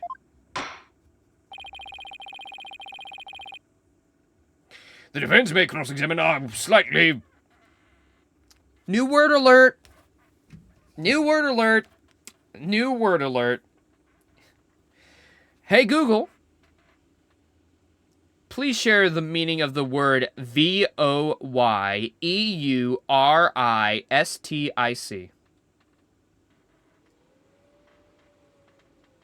Voyeuristic means relating to or characteristic of a voyeur. A voyeur is someone who gets pleasure from secretly watching other people, especially in sexual situations. What? You what? You what? You what? You what? He what? Did the judge just call him a cuck? That is the most base thing. I've ever heard. Yeah, you know. The defense may cross-examine our slightly cocky witness.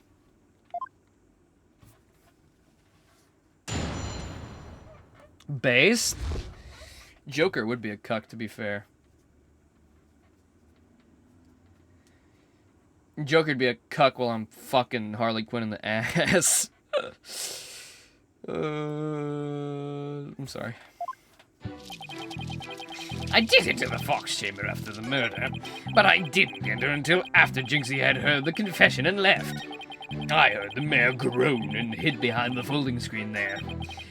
What I saw there up close was absolutely horrifying. So you see, I was there, but merely watching from behind the screen. Herb. Herb.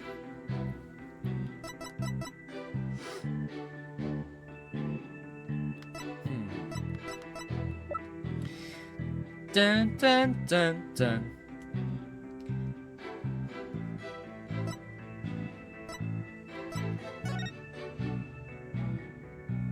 Is the... I can't really see. Folding screen looks... Yeah, that looks like it's fine, I guess. Goodwill. Jinx is the only one who knows about what the original looked like. That's gonna come in handy. Hold it! The mayor had been knocked out by a blow to the head. Could he really have opened the Forbidden Chamber in that state? Well, it did seem difficult, but he was all woozy and stumbling around as he opened it. It was such a heroic effort that I nearly started to cheer him on despite myself. I think the mayor needed medical attention more than a cheerleader. Think he's telling the truth about being there in the room? Well, I believe he was there. The question is, when did he enter? You mean, did he enter after Jinxie fled? Or was he there before the murder? If it's the latter, that would change everything. Right, if he was there before the murder, that would make him a suspect. But how do we go about proving that? Well, I guess we ask him about what happened there. Alright, straight up pressing. No prob.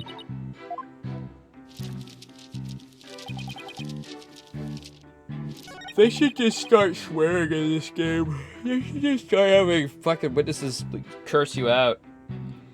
That'd be based. We should get an Australian witness and he just calls you a cunt like 98.7 times.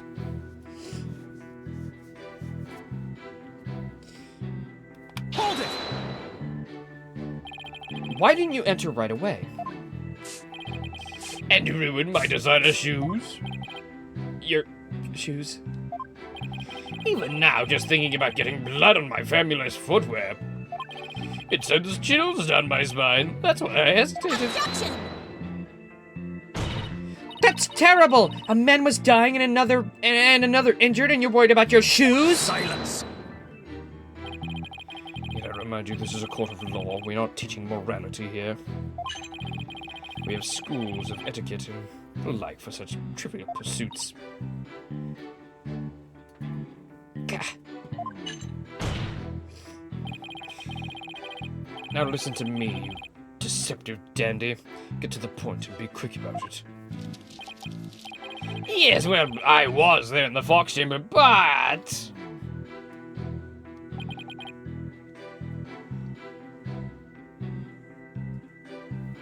Hold it! Wait a sec! Why did you hide yourself? Oh my, so you do understand? I do? By hiding, I was concealing my fabulous beauty, which, for the sake of the universe, is something I should never ever do. That's what you were thinking, right? I'm sensing a black hole of egocentricity forming around the witness stand. Deliberate on his mental process another time. Get on with the testimony. Well, regarding the murder scene...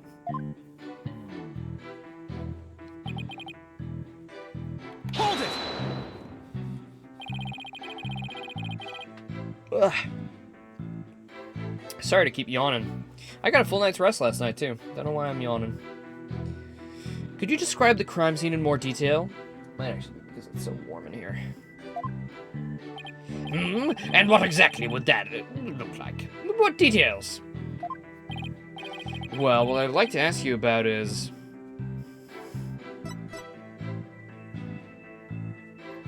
murder weapon, the forbidden chamber, feathers and tracks.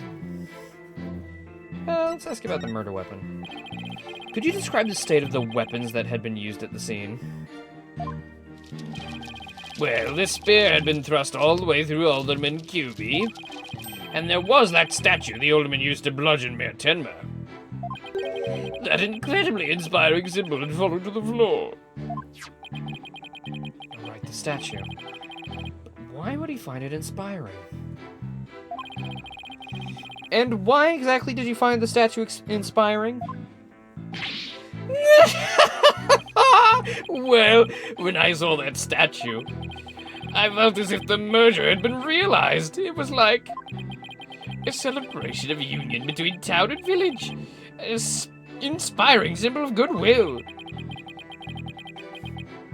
Broken statue next to a bloody corpse. Real inspiring. Well, Mr. Justice, do you consider his statement to be of any importance? Very important, Your Honor. I believe that to be extremely important. I request it added to the testimony.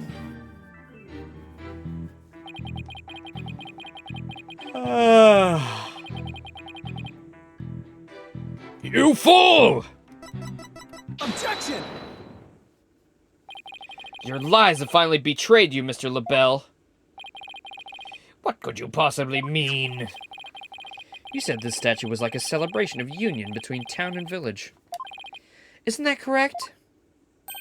It is indeed, but what of it? The two yokai are joining hands in goodwill. As if they were celebrating the municipal merger.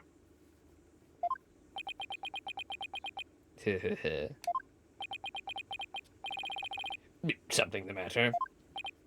So, how'd you really know that the statue was meant to be a symbol of goodwill again? What? Justice, don't explain yourself, and make it quick. This statue was meant to symbolize the goodwill in its original form, but that was a secret. Your secret? Whatever do you mean? What I mean is that it broke when someone used it to strike Mayor Tenma on the head.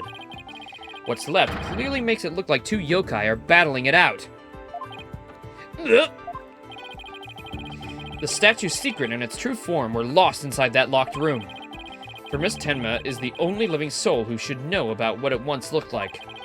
So, Mr. LaBelle, where could you have possibly seen the statue in its original form? What do you mean, where? I mean, the only possible answer is you saw the statue in its original form. Right there in the room where the alderman was murdered before it was broken! How dare you! But, Mr. Justice, are you accusing the witness with some sort of crime? Yes.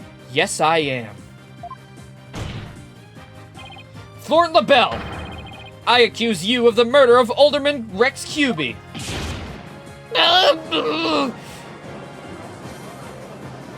They're onto us, bats. Let's get out of here. Order! Order! Another witness turned murderer. Hey. Mr. LaBelle! You've been accused of murder. Do you have anything to say in your defense? How could you possibly accuse me, the embodiment of beauty? Way to go, Apollo. This is the conclusive evidence we needed. Magnifico. We've got you now! We know you killed the alderman. Now admit it! Silence. Saved by the silence. Yet again. Enough of your silly games, Justice Dunham. This prancing peacock could not have possibly been the killer. Objection! What are you talking about? His alibi has already crumbled to dust. And I just proved that he was in the Fox chamber while it was still locked tight. Silence. Why could he have not seen the statue in its true form before the murder? After all, he was close friends with the alderman. Ergo. Yes, that's right. I clearly remember it now. Alderman QB told me about it. About what the statue actually looked like.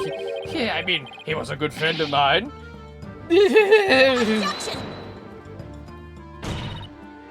Yeah, right. He wouldn't show you a secret gift just like that. Silence. Moreover, there's no way of proving that he was not present at the scene of the crime. It has. Forgotten, have we? Recall the little scam statement, if you will. When Jinxie Tenman locked the Fox chamber, she saw the alderman and the mayor collapse therein, and no one else. Oh, damn it. The fact is that you two who made that apparent in yesterday's court session. Thus, Florent LaBelle could not have possibly been locked in that room. Yes, we do. It is Florent LaBelle. He is the murderer. This is one of those Ace Attorney cases where they just show you the murderer right away, and then you just have to sit there and try to prove it. They showed it in the first cutscene. And it's pretty obvious that he did it. Especially with how he was acting. I just don't get it. How could Jinxie not have seen LaBelle? He hid behind the door, you guys. He hid behind the door. Because the door had something broken.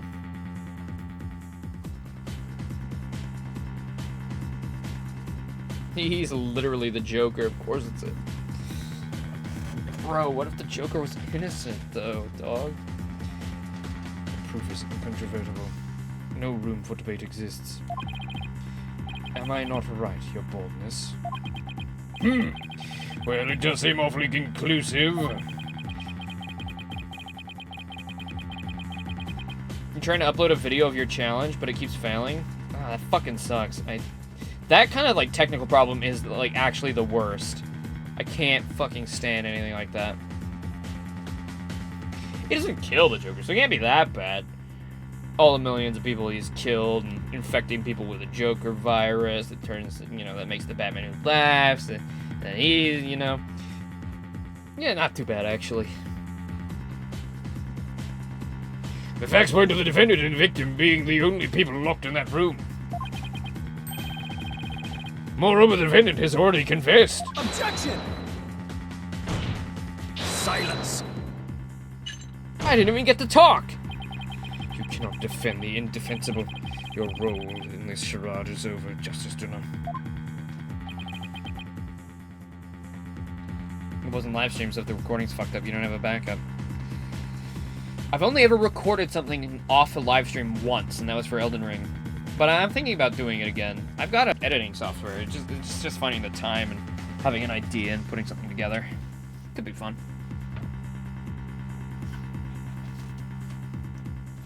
But... Your boldness, this trial would last an eternity if we were to keep crossing blades with these simpletons. It's high time you brought down the hammer of justice. A point well made. I believe it's time to declare a verdict.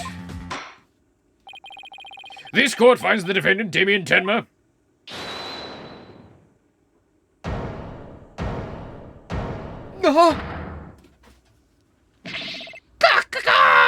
it would seem that my time is at hand. Mayor Tenma. Counselor, there is a matter to which I must testify. I recall it now only for your good graces. Counselor? Oh, right, he must be me. Has he finally remembered what happened before the blow to his head? Don't just stand there, seize him. It's no good, I can't restrain him.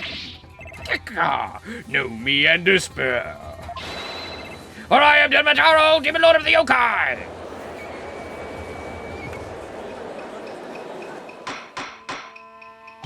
Mr. Justice, do something! So when am I responsible for court security? Apollo, this is our chance. We might get some new information out of him. Your Honor, seeing as our new client has something new to say, I believe due process demands that we hear him out, even if he is a yokai. Well, when you put it that way... Still, I believe testimony by a yokai is unprecedented in the legal world. Precedented in absurdity, more like. All right then, Mr. Damien Tenma, or should I say Mr. Tenmataro. Your testimony, please. I shall now speak of the recollections most real, courtesy of my host, Damien Tenma. Heed these words, mortals, for hear them but once you shall.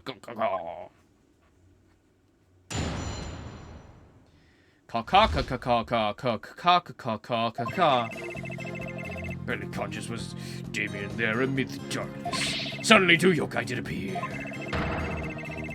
On my side, I, Kamatara, ruler the demon kind, and on the other, my mortal enemy, the Nightmare Fox.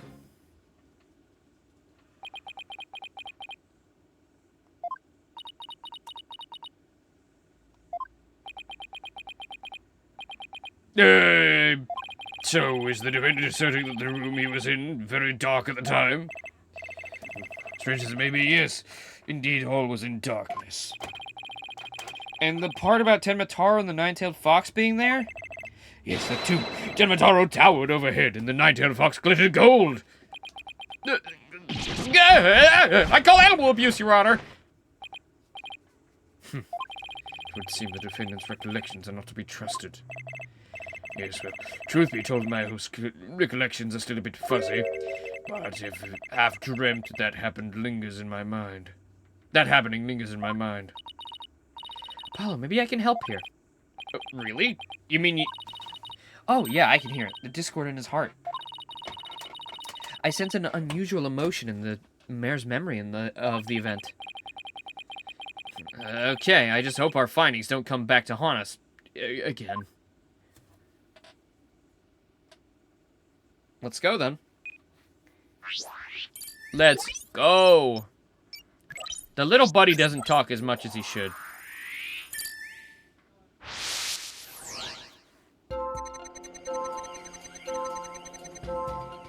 Barely conscious was Damien there amid the darkness.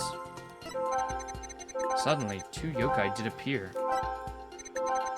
On one side, I, Tenmataro, ruler of the demon kind. On the other, my mortal enemy, the nine-tailed fox. Okay, why is bro happy about that?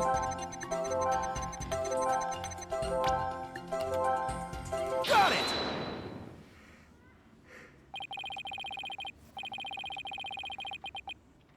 When the nine-tailed fox appeared, you not only experienced shock and sadness, but also something like joy as well. Joy? Perhaps it was joy at the light coming to my eyes at long last. The long, terrible creaking did pierce the silence, and then there was light. On reflection, it was a door that did produce that infernal racket. A creaking door. Oh, you must be talking about the Forbidden Chamber door. That does make a lot of sense. So this means the Forbidden Chamber really was opened? But what about the sudden light he described? I think I know. He mentioned darkness and Tenmataro towering overhead. Maybe the mayor wasn't really in the Fox Chamber at the time of the crime. Mr. Mayor, did the darkness that you were in happen to be here? Was he in the chamber? Take that! In the Forbidden Chamber. Was it not the Fox Chamber where the murder did occur? Yeah, but it all makes sense if you were in the Forbidden Chamber. That terrible creaking sound was probably the Forbidden Chamber's door opening. And the towering Tenmataro you saw? Most likely the Forbidden Chamber statue. Why, yes, that would explain it. The darkness and the staff and the demon's grasp. Okay. But even if that's all true, then what about the nine-tailed fox? Maybe he was seeing things, just like Jinxie saw with her imaginary yokai. Fantastico, Apollo! It's entirely possible! In a groggy, dreamlike state, People can misremember things and events. Misremember, you say? Let me think. Oh, I do believe I remember now. That was not the Nine-Tailed Fox. It was the Amazing Nine-Tails. What? The Amazing Ninetales?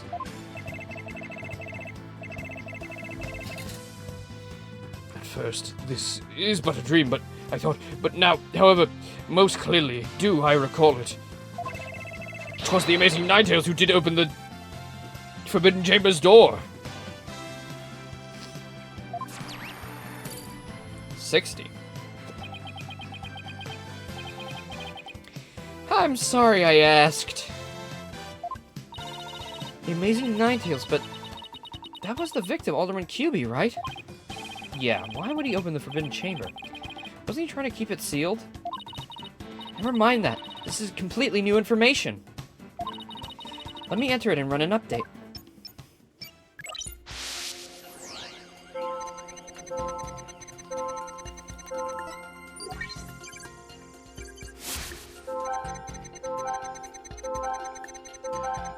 That statue really does look like a Chozo, right?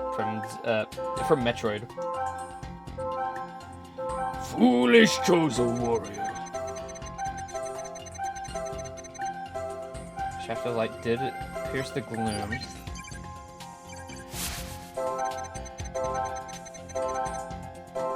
Sadness? Got it!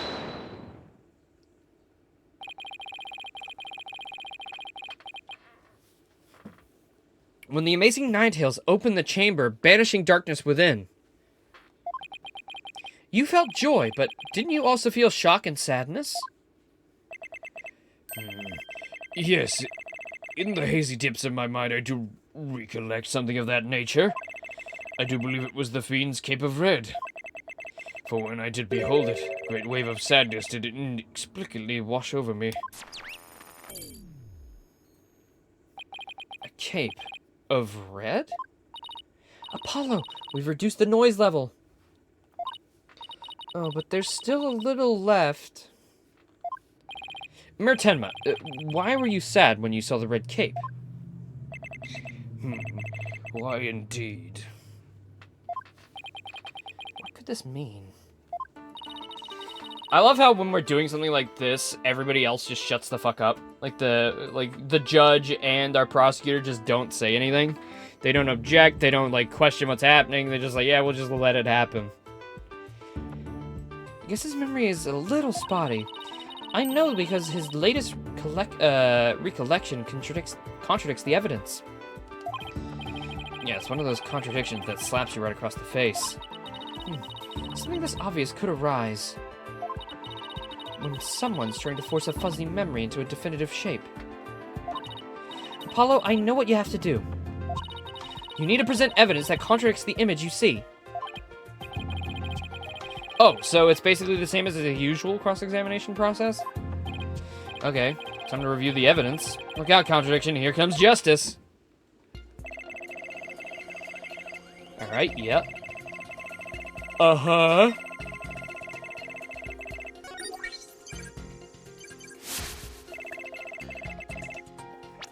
Red cape, huh?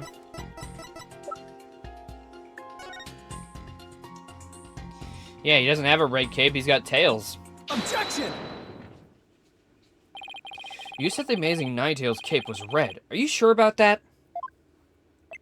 Yes, well, I do believe it was a red cape I saw, but... Mayor Tenma! Does this cape look red to you? Oh, that certainly does not look red. Not even scarlet or crimson either.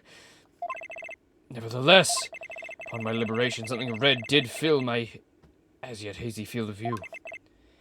And I thought to myself, the Amazing Ninetales is arrayed in a cape of red. So you mistook that red something for his cape, huh? Apparently so, and remembering it now brings a great sadness upon me. So the red something probably wasn't a cape after all.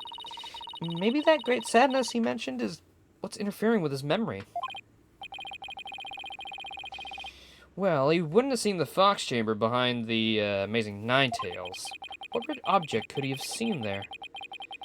That would have been that shocking. I know! Could it have been... Mr. Mayor, was the red thing you saw this?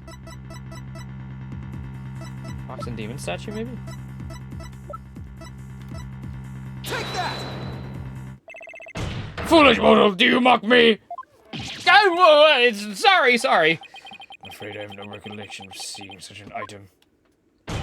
You must cease this practice of leaping before looking. Sorry. Ouch, that was a human-demon double punch.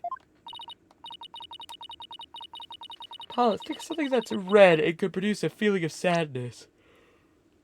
Oh, okay. Corpses? The corpse?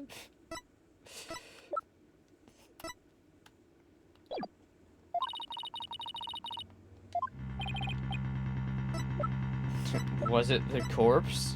Take that! Something red that could produce a deep sadness. Could it be, Mr. Tenma, that what you saw was the alderman's body? Or blood? Why, yes, it was blood.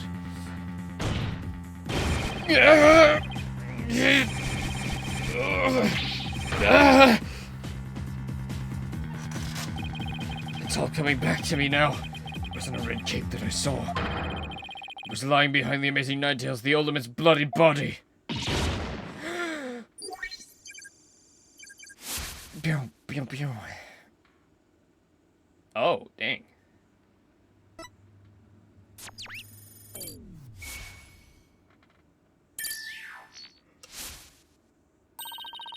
Bye-bye. His noise level is down to 0. I think he's remembered everything now. Does this mean the amazing Ninetales killed Alderman QB? Wait, I was right all along? I was right the whole time? I was right from the beginning. He did use that costume to frame people. He is Mr. Satan.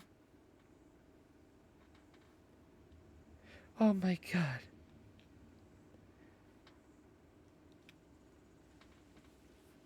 Does this mean that the amazing Ninetales killed Alderman QB? But the Alderman was the amazing Ninetales, so how exactly would that work? Okay, I asked you first.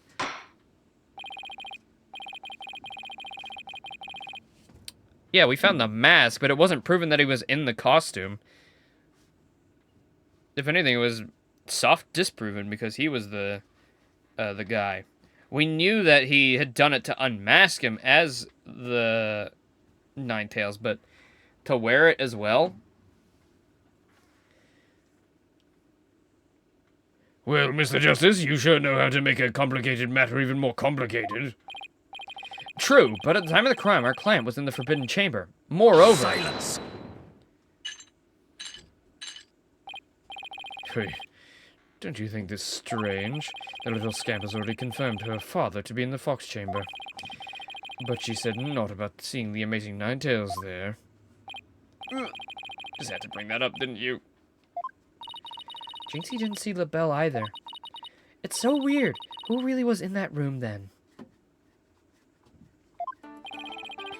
Would the defense care to share any theories with the court? Can you explain the inconsistency between the defendant's testimony and his daughter's?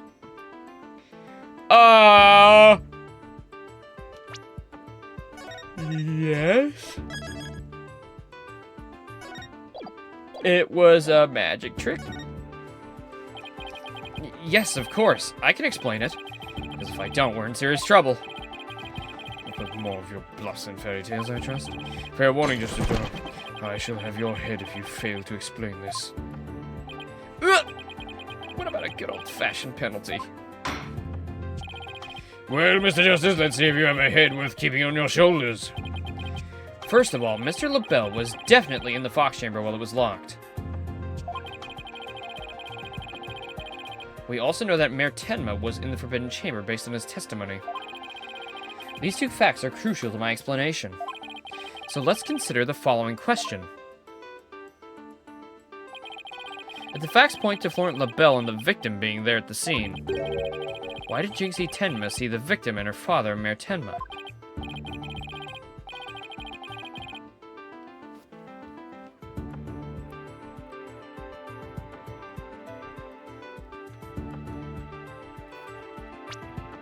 There's no fucking shot. There's no shot. There's no shot. Did he disguise himself? Oh my god. This convoluted fucking... Sadly, you would be supposing wrong.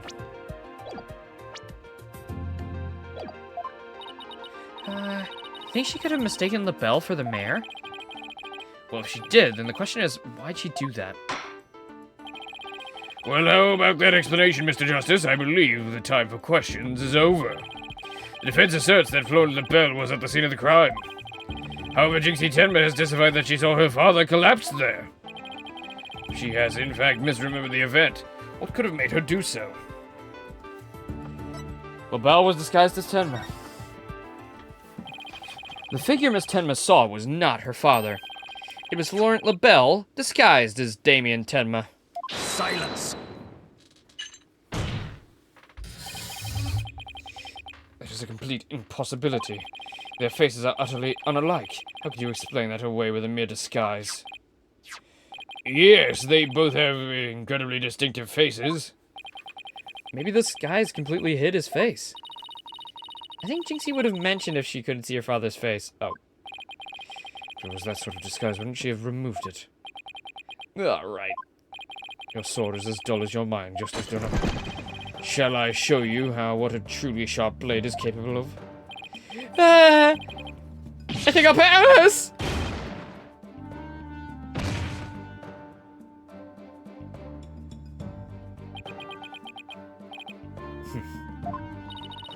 Are you okay, Apollo? I'm not fine, am I? Well, now that we have a little fairy tale out of the way, your boldness, your verdict, if you will.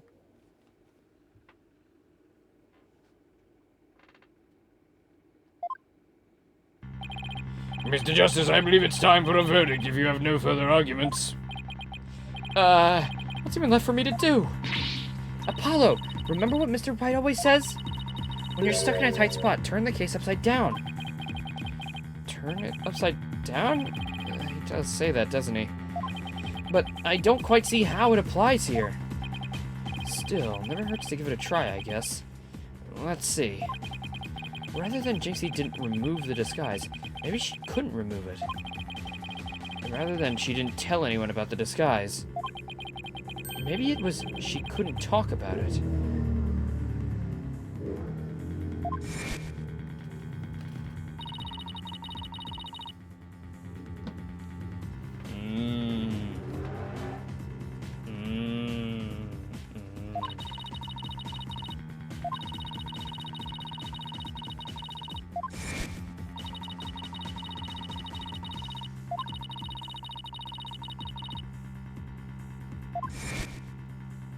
I see. What about the fact that it was the amazing Ninetales who opened the door? A mask that can't be removed in front of others. Can these facts turn things around?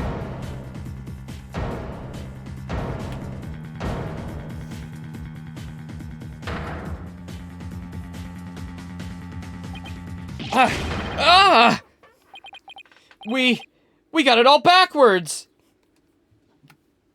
He's the amazing Ninetales, I guess. Our mayor. Our little mayor. Apollo? I think we might have made a huge mistake. Your boldness, I see no need to further indulge them in their silly little farce. The defense has no proof. They never did and never will. Well, then it seems I must announce my verdict. Objection! I do have proof! Do you now? Well, all right. This had better be good, Mr. Justice. You We can solve the remaining riddles by turning all of our assumptions upside down. Why Jinxie Tenma mistook Mr. LaBelle for her father. Why she couldn't remove the costume or tell anyone about it in the first place. These riddles are inextricably linked to the Mayor Tenma's secret identity. A shocking secret identity that will turn the entire premise of this case upside down. This piece of evidence clearly reveals Mayor Tenma's secret identity. Take that! What absolute claptrap, poppycock, boulder dash! We thought the Alderman was the Amazing Ninetales, and the Mayor was Tenma Taro. That's why we believe the Mayor killed the Alderman in his lust for Ninetales Vale. And it was the basis for the prosecution's entire case against our client. However, we got the whole thing backwards. So does that mean Mayor Tenma is Mr. Satan? Mayor Tenma wasn't Tenma Taro at all. He was the Amazing Ninetales.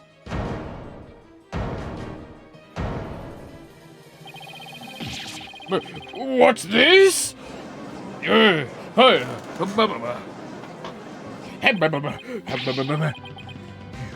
best explain yourself just as to... and from where you derived such a far-fetched conclusion.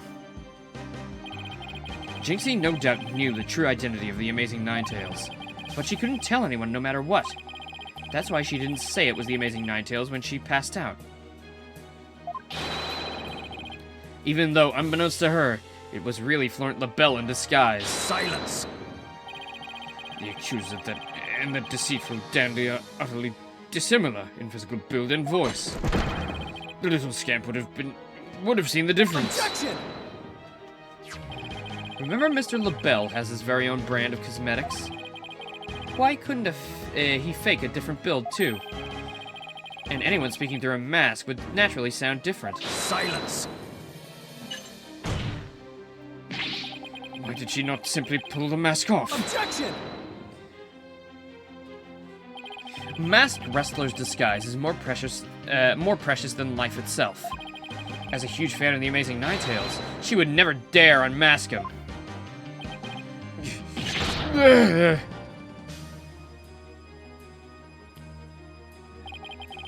This case of mistaken identity also explains the riddle of the locked room.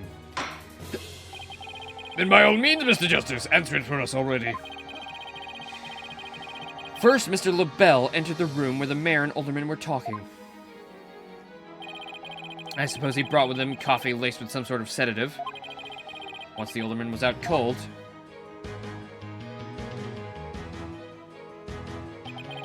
that's when Mr. LaBelle killed him. I like that little dealie. Let's get a little fuck you. Alright.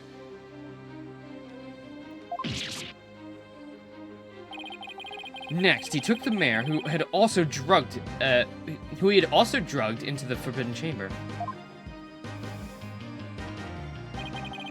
Then he returned to the Fox Chamber, slipped into some of the mayor's spare clothes, completed the disguise by donning the Amazing Ninetales mask. With his entire charade in place, Mr. LaBelle then let out a scream. The scream that led Jinxie Tenma to the scene. So then... the person who said I killed Alderman Cubey was...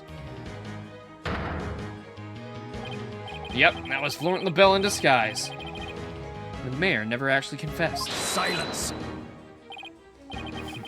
This is no more than guesswork and speculation. Now stop your jabbering and... Objection! No, you twisted samurai. This time, you stop your jabbering and let me finish making my case. Once Miss Tenma left the scene, Mr. LaBelle, still wearing the mayor's clothes and mask, opened the Forbidden Chamber, so he could drag the mayor back out into the Fox Chamber. Oh, so the Amazing Ninetales the mayor saw was... Right. It was LaBelle opening the Forbidden Chamber. The second time Mr. LaBelle opened the door to the Forbidden Chamber, he happened to catch the thieving Mr. Filch by surprise. Startled, Mr. Filch in his Tenmataro disguise ran as fast as he could away from the room.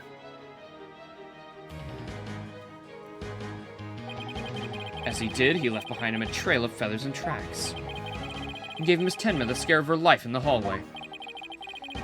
With no one left to witness the events that had occurred, Mr. LaBelle then proceeded to drag the sleeping mare back into the fox chamber. I see, well, that certainly does make sense. Then, after dragging the mare back into the fox chamber, Mr. LaBelle threw the mask out the window and fled the room. Silence. This absurd theory to work and requires that the defendant be the Amazing Ninetails. However, he was the one pushing for the municipal merger. That such an individual could possibly be the Amazing Ninetails is preposterous. Objection! The mayor was blackmailed in pursuing the merger. Miss Tenma's life would be in danger if he had openly voiced his opposition. That's why he created a secret identity as the Amazing Ninetails.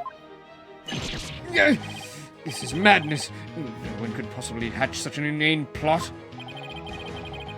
No one except a killer as insane as his plot. And I'd say Florent LaBelle more than qualifies. Foolish mortal. It is at your own peril that you forget who I am. Mayor Tenma, it's okay now. Jinxie will be safe as soon as Mr. LaBelle is arrested. You're the Amazing Ninetails, aren't you? I...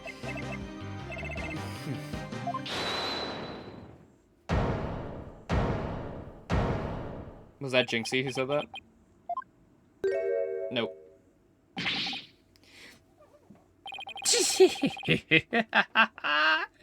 You have quite the active imagination. Mayor Tenma is not the Amazing Ninetails.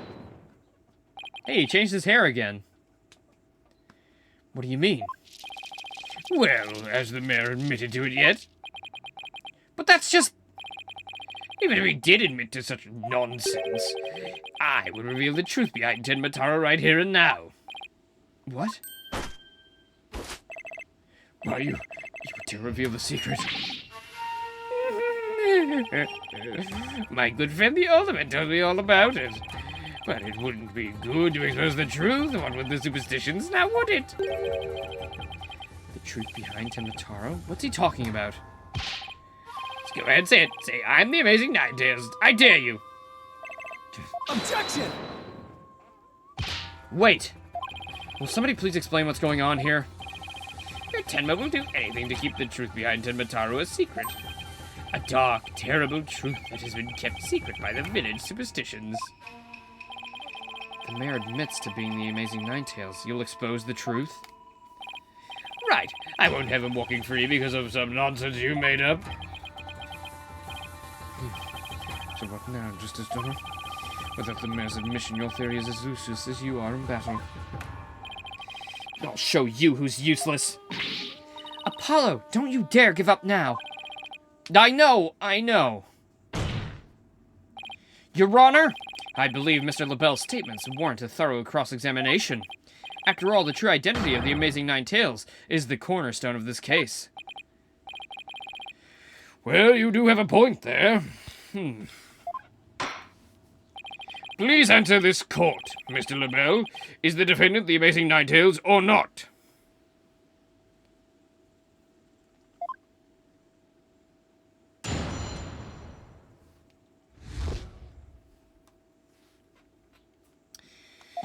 All right. The Amazing Ninetails' true identity is not Mayor Tenma. The mayor would never admit to such utter nonsense. But if he did admit to such nonsense, I will expose the truth behind Tenmataro right here and now. And that would bring ruin upon Ninetails Vale, just as the superstitions say.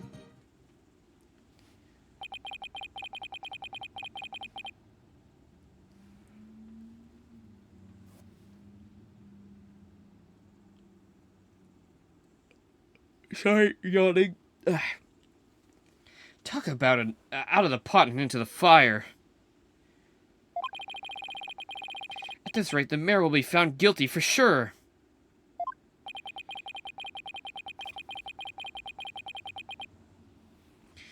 Honestly speaking, if Mayor Damien Tenma's not the amazing Ninetales, I'm afraid I don't see how the defense has much of a case here.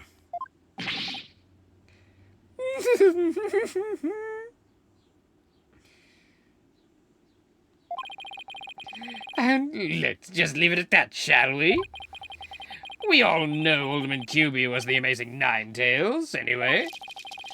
I mean, that's how Ninetales Vale made a comeback. The Alderman was so popular. There's gotta be a hole in that testimony somewhere. I don't even know where to start. Since we don't have any proof that the mayor's the amazing Ninetales, then we'll just have to get him to admit it himself. But if he admits it, LaBelle's gonna expose the secret behind Tenmataro. Yeah, we're so close, I know it. The defense may cross-examine the witness. Bang, bang. Let's see here.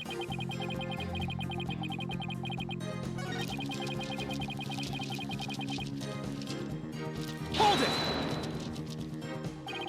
The only nonsense here in court is you and your assertions. Such anger is terrible for the skin, you know. Beauty is like a flower that blossoms forth from a serene heart. Excuse me? I wouldn't expect a wilted peasant such as you to understand.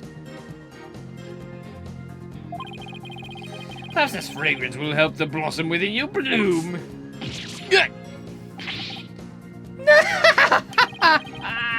You liked that, didn't you? Enough chattering about blossoms and whatnot. Get on with your testimony before I slice you into a bouquet of cut flowers. Oh dear, please excuse me. As I was saying, the assertion of our wilted attorney here is utter nonsense. But if he did admit to such nonsense, I would expose the truth behind Tenmataro right here and now.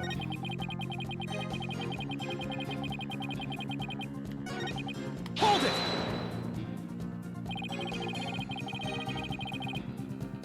Ugh. And just how did you learn of this so-called truth behind Tenmataro? Alderman QB told me all about it. The secret of the Forbidden Chamber and the truth behind Tenmataro. Why would he share secrets like that with you, Mr. LaBelle? Because of the Alderman's wife. I was looking after her while she was hospitalized. He'd appreciate so much he shared the secrets with me. Wait, did he threaten the alderman in addition to the mayor? Don't tell me that's how he learned how to open the secret Forbidden Chamber. Needless to say, I'm not above revealing the truth behind Tenmataro. Hold it! This is a piece of work. Do not gaze upon Tenmataro. Do not tell others if you see him. Isn't that what the village superstitions say? Exactly. Telling others what Tenmataro looks like would reveal the truth. That's why the superstitions were written down in the first place. And ruin coming to the village if you free him. Is that a warning not to expose the truth? Ah, bingo! That is the truth. Tenmataro is a great, greed-inspiring fortune. Listen to what you send in the voice channel later. Ooh, okay. And hold on, I got a little knock at my door. Give me a second.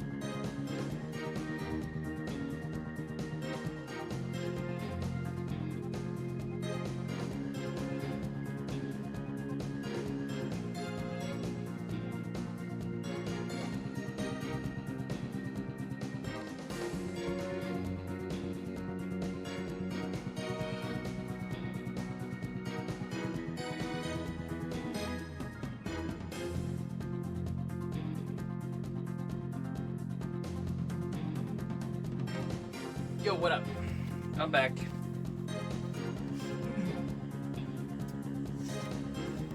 Sorry about that. My mom interrupted me, not really for any, like, real reason. She just told me that, my dog got to go in the car again. Because they, you know, I sent pictures from Discord yesterday. We took him to have a wash to get his little dirty ass cleaned. And they bought him a little, like, car seat thing that he can sit in. Without him, like, you know, maybe bashing his head against, like, the wall if we have to brake suddenly or something, you know. And I, you know, he got to go again. That's really cool. And then I had a cherry, and that was good. I don't think I've ever had a real cherry before, but they got some today, and pretty decent. Not bad. I like it quite a bit. It tastes very, I don't know. I was hoping for more of like an actual cherry flavor, but obviously, you know, that's all fake cherry. But I love fake cherry flavor. But regular cherry, not bad. Pretty good.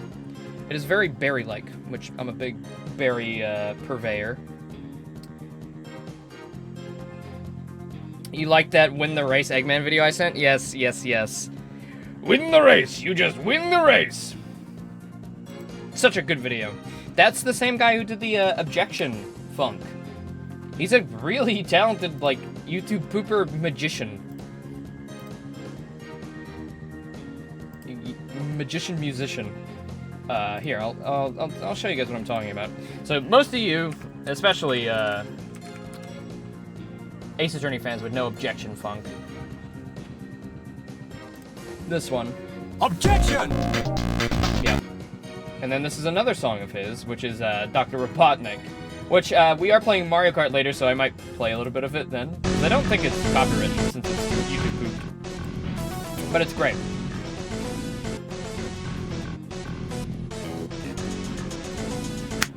Woo! Woo! Come on, Robotnik, lay it down. Lay down that beat. That does it. I never should have raced you. Yeah. Maybe lose. Oh, shit, he's going up. Down enough to catch him. Scratch. Grounder? It's great. I love it. Scratch Grounder? I really like that old Eggman. There's just something about him. Same person made both, yes. Same person made both of those songs. That's like more an actual song. Objection Funk's like a really just fun, like, funky tune. He's great. Big shoutouts to It Each Vader. I don't know how to say the name. I Teach Vader, maybe. Wait, is it I Teach Vader the whole wait, is that how you're supposed to say it the whole time?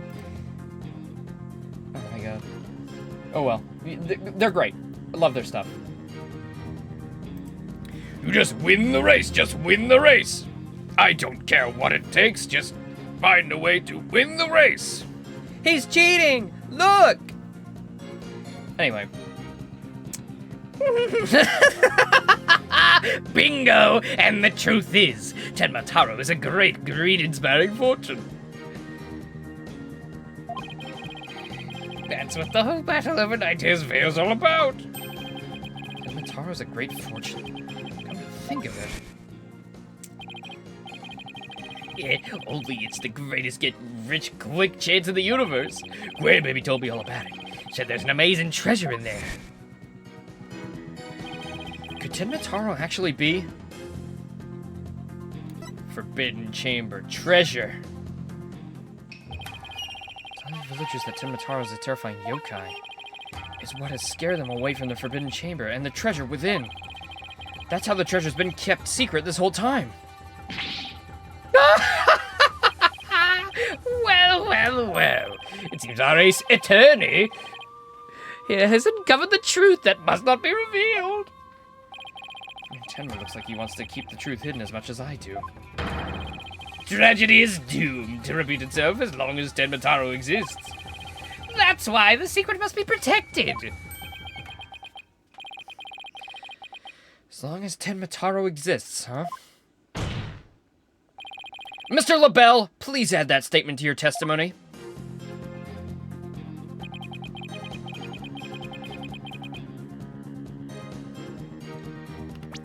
As long as Tenma Taro exists. Bum, bum, bum, bum. Bum, ba-dum. QC statement, QC autopsy report. Oh, the figure? Objection! It was already stolen. It doesn't exist. Mr. LaBelle, what if Tenmataro no longer exists? Revealing the truth would no longer be an issue, would it? If Tenmataro no longer existed. What on earth are you talking about? Oh, apparently you haven't heard. Tenmataro no longer exists. But I guess you didn't get to do a thorough search after the key was taken from you. Because when we searched the Forbidden Chamber, there wasn't any treasure in there. Really? Well, maybe you weren't looking in the right place. Sorry, but I have proof that Tenmataro no longer exists. Take a look at this figure. Well, what do we have here? It looks like some sort of creature. We found it in the Forbidden Chamber. It's an Azuki Kozo figure. The great thief Azuki Kozo used to leave them at the scene of his crimes.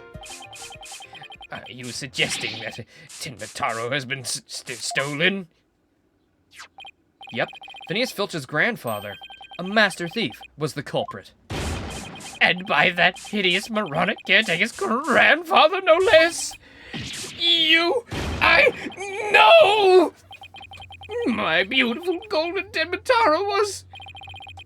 The greed inspired by Tenmataro can no longer bring ruin upon Ninetales Vale. Isn't that right, Mayor Tenma? The root of tragedy would indeed seem to be gone. In fact, I now recall the Ultimate revealing the secret to me on a day of our meeting. He must have been speaking of Tenmataro, for he said to me the gold ingot was gone. By the way, I'm switching him back to to Mr. Satan because he was the amazing fox or whatever the fuck. It was him. So the original voice I gave is valid again. Let's go. This has been really weird for the voices we've given out. The gold ingot. You mean the treasure that is Tenmataro's truest form? Recall, if you will, the scroll in the Forbidden Chamber. Tenmataro's the yellowish object shown there. A giant gold ingot that my nomadic ancestors bestowed upon Ninetales Vale. My sweet little Videl. In order to return that gold, my ancestors did receive from Ninetales Vale land that would become Tenma Town, but drive the villagers mad with greed did that great fortune.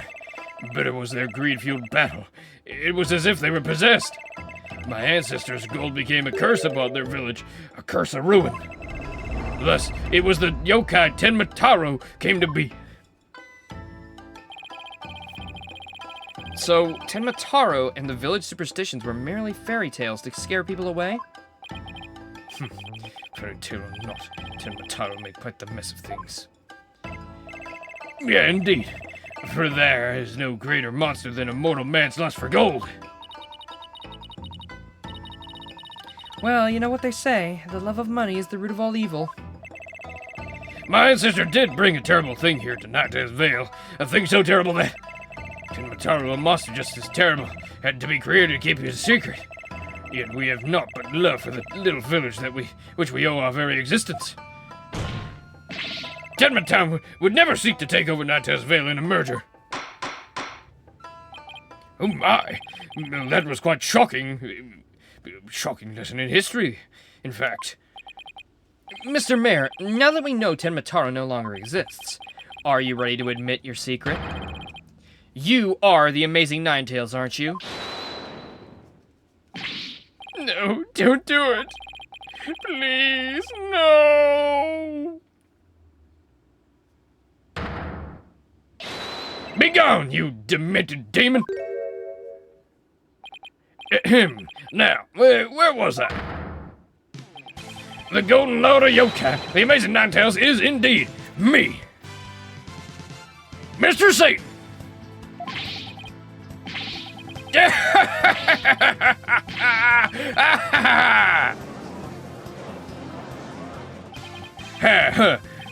Why is no one else laughing? Just me? Okay. And that means Jinxie. Yes? The man wearing the mayor's clothes who you saw collapse in the Fox Chamber. Was he wearing the Amazing Ninetales' mask? Uh-huh. That's what made me think it was Papa. He said he was going to reveal his secret identity to Alderman Cubey that day, so it really wasn't Papa I saw there, was it? It was Florent's idea from the start. He advised me to reveal my secret identity to the alderman. Yeesh, Rube Goldberg machines have less elaborate setups than LaBelle's scheme. You can say that again. You can say that again, Apollo. You may rest now, little Vidal. That monster's deception is thorough. I mean Jinxie. Oh, Vidal, sorry. Oh, yeah. Go! The true facts behind this case have finally come to light. Mayor Tenma did not kill Alderman Cubey. But Florent LaBelle did! How dare you, peasant! No! Damn you, Batman! Sorry. Is it still not fucking over? Just as though you should at least have a real blade in your hands if you decide to cross swords with me. Or have you mistaken this battlefield for a training ground? What's this guy want now? Evidence is like a razor-sharp blade that cuts through bone as though it were butter. You have only blind guesses, a dull blade incapable of cutting even a cake. He has you there, Mr. Justice. After all, evidence is everything in a court of law. But... They're right. Let's see some evidence. Of course, a perfect being like me wouldn't leave any incriminating evidence behind.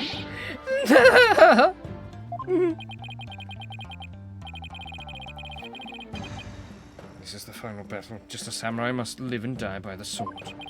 You will live or die by the evidence you hold. My swift blade of judgment awaits. Now present your conclusive evidence. Or don't you have any? Ah, crud. Do I have anything conclusive? Gulp. White hair! White hair! White hair inside! Hair changed color. Evidence? Oh, I have evidence. You do? Oh, of course! It's just the conclusive evidence we need, too. I'm gonna finally prove Mayor Tenma's innocence. Here comes justice! Whoa! Brain blast! Let's review the facts. The most damning evidence against the mayor was the crime at scene itself. The mayor and the victim were the only two people found in the room. Also, we all thought that Alderman was killed because he was the Amazing Ninetales. But as we know now, of course, we were way off. The Amazing Ninetales is really Mayor Tenma. That's why when his daughter Jinxie saw the Amazing Ninetales collapsed at the scene, she mistook him for her father. Those are the facts, as we have revealed. However, Mr. LaBelle asserts that he did not leave any evidence at the crime scene. But he didn't say anything about evidence outside the crime scene. Maybe he isn't as clever as he thinks he is. Does any of the evidence does any of the evidence found outside the crime scene provide any clues? A clue inside the mask. This is crazy. What is this, Persona?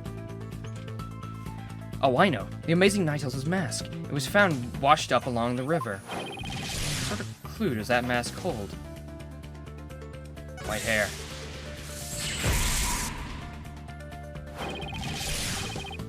What about the hair left in the mask? Who does it belong to? Florent. White hair is LaBelle's. Alright, that hair is Florent LaBelle's. Yes, now that's what I call conclusive evidence.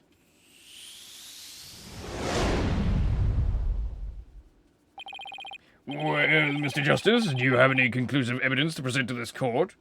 Hope we get to do that again. That was fun.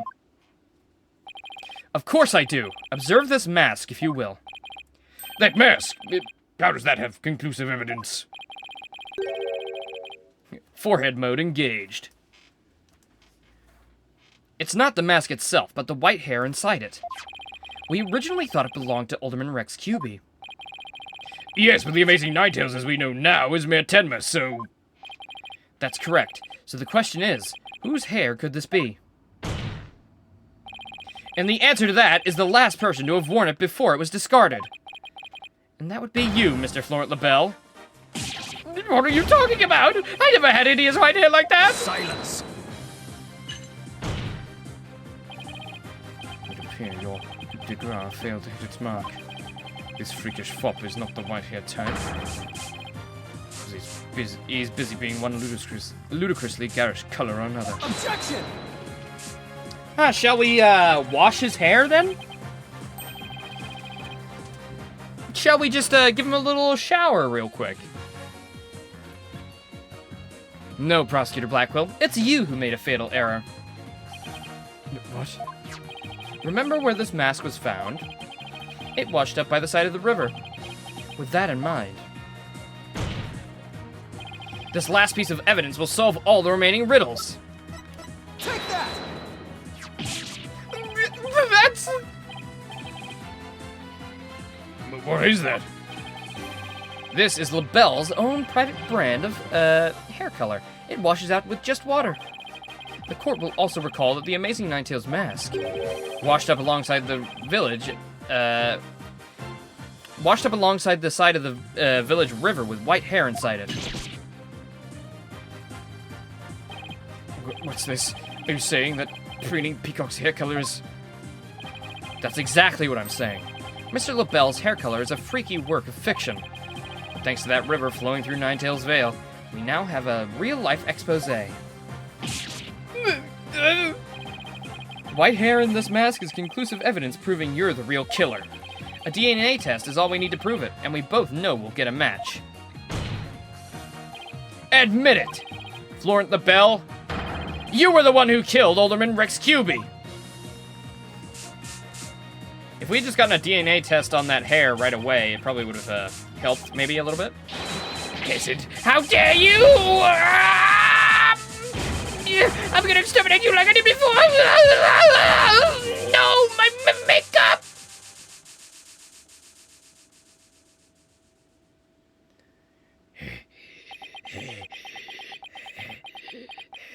Oh my god.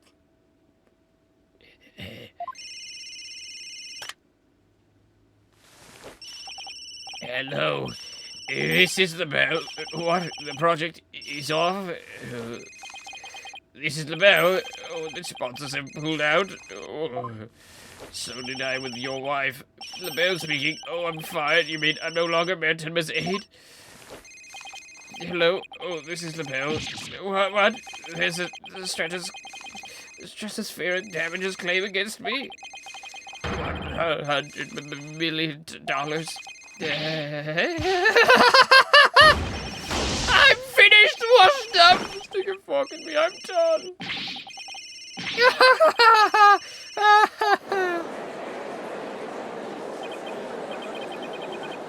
This is preposterous. Simon Blackwood defeated? Order! Order! Order in the court! IRS got him. Well, this is quite the unexpected outcome. I must hand it to you, Mr. Justice. You really turned this case on its head, just like the other lawyer, Phoenix Wright. Wait, that was a compliment, right? Prosecutor Blackwell, what have you done with Florent LaBelle? The defaced man has withered like a flower without water. One of the officers is currently tending to him with a sprinkler. Wouldn't that just wash even more of his makeup off? Now to explain the actions of the guilty party in detail. The motive, of course, was to steal the gold ingot known as Tenmataro. We live in a world where you might find more sentence for a tax fraud than a murder. As much as I don't want that to be true, it probably very much is.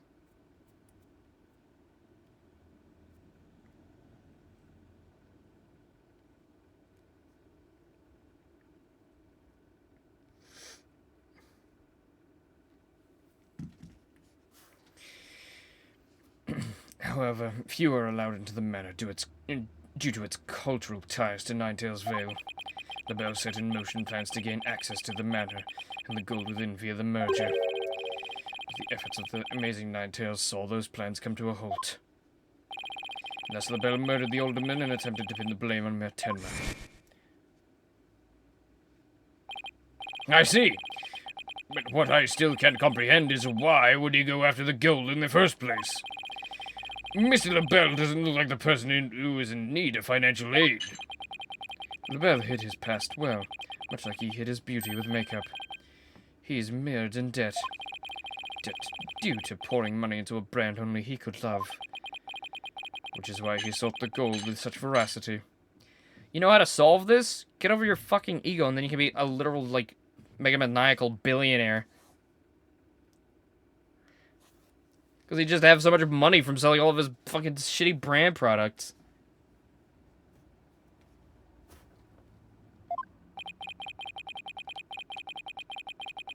You say veracity again? Oh, yeah.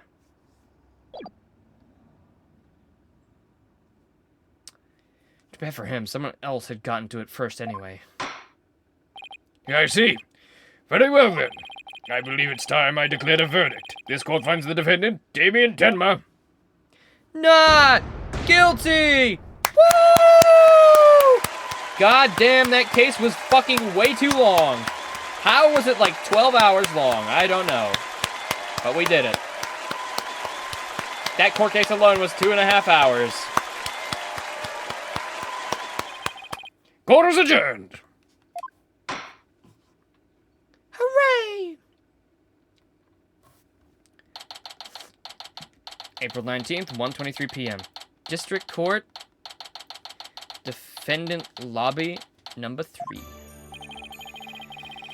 That was some seriously good lawyering, Apollo. Even I didn't see that coming. Heh, just got lucky, I guess. You banished Tenma from Ninetales Vale like you were some kind of exorcist. There's still one thing I don't understand. How come Mr. LaBelle didn't kill Mayor Tenma too? He could have set it up so that the mayor murdered the alderman, then died from the counterattack. That would have removed at least one possible fly from the ointment. I was wondering about that too. But I have a hunch LaBelle was biding his time. He was planning on exposing the amazing Ninetales' true identity himself. Yeah, but why? Because the mayor was the amazing Ninetales.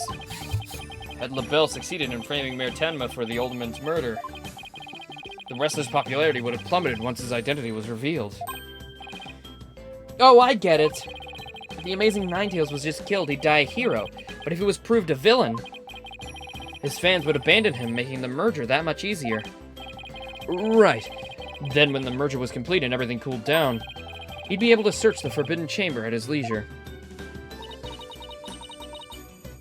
What an insanely intricate plot. Hell, Cacaw! An excellent job clearing my name. A feat worthy of the Demon Lord's approval. Why are you acting like Temataro again? Let this be of no concern to you. Why would it not concern me? Temataro, be gone! Ah! Vidal, it seems like ages since I've laid my eyes upon you. Papa, you're finally back. Yes, it would seem that Temataro is no match for you. Not scared of that silly yokai anymore. Well, your father's a free man now, Jinxie. Isn't that great? Yeah, if you stop calling me Vidal for some reason. Thank you for all you've done. Seeing you guys in action, it made me feel like I don't have to be afraid anymore. Wait, is Jinxie actually smiling? This is all thanks to you two. Too bad the amazing Ninetales will have to retire, though. Aw, how come? Once everyone hears I'm the amazing Ninetales, my fan base will nosedive. After all, I'm not the most popular of people. Another reason for my secret identity. Don't see how I could possibly continue. Yeah, I think you misjudged yourself. Take a look outside. Say, now that you mention, what's all that noise out there? A big crowd gathered outside the courthouse once the news broke. Seems they want to get a glimpse of Mayor Damien Tenma, the man behind the mask. And a room for your return to the wrestling ring. Rooted? For me? But I thought I was nothing more than a malefactor in their eyes. The only one who really matters is Jinxie. Show her how cool you really are. Yeah, you're the coolest when you're out there fighting in the ring, Pop. Videl, I'm in Jinxie. Here, I think you'll be needing this. Take that! Thank you. Now, if you would excuse me. Huh? I don't want to keep my fans waiting. To deprive people of Mr. Satan is to deprive people of life itself. Whoa.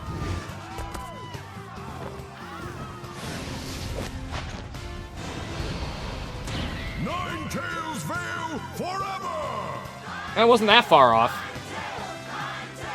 Woohoo! Yahoo! 9 tails, 9 tails!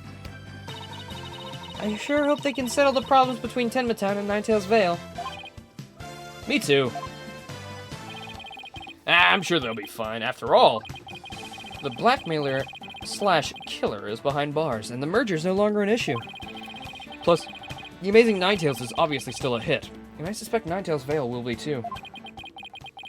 And it's all because we believed in our client. Just like you said. Oh, you're right. Yeah. Yeah, exactly. But you said that. Okay, people. Now that we got that one in the bag, let's go get something to eat. I'm starving. Sounds good. I've been so nervous I haven't eaten since yesterday. Better keep eating, Apollo, or you might have to start looking up to me. Oh, you might have to start looking up at me. Huh? I'm definitely past my growth phase, and you should be past yours too. Are you kidding me? I'm just getting started. Ready or not, it's face stuffing time. Keep eating like that, and the only direction you'll grow is sideways. Very funny. But I've got a hollow leg. I can eat as much as I want without gaining an ounce. Really?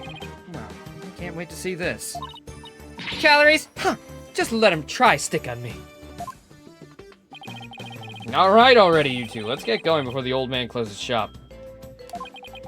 Aldoon's Noodles isn't an all-night stand, you know. I'm with Mr. Wright. Let's go. Still eating Aldoon's Noodles, huh? Oh, I've been waiting forever to have a bowl from there ever since Mr. Wright told me about him. Well, what are we waiting for? Limbs are on me today, so I expect some serious eating from you two. Yay! Thanks, boss! I won't let you down. Athena has no idea what she's getting into. Mr. Aldoon's noodles are so hot and salty. 2 bowls would kill a man.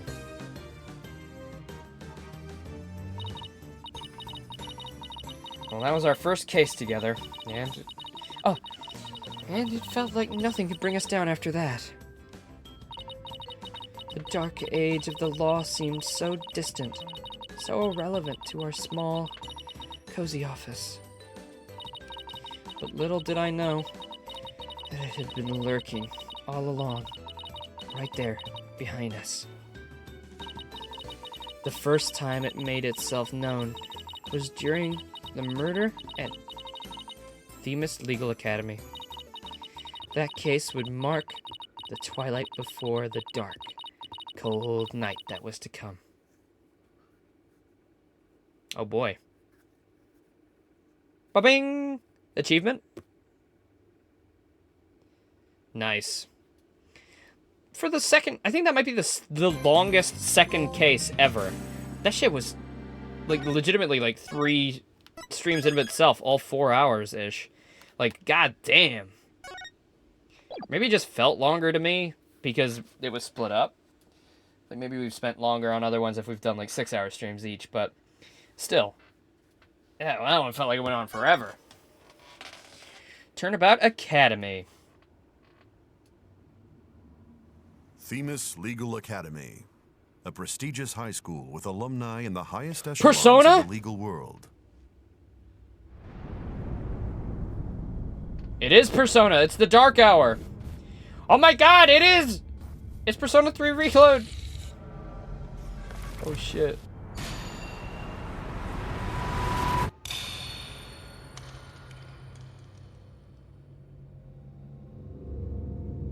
Okay. Right then.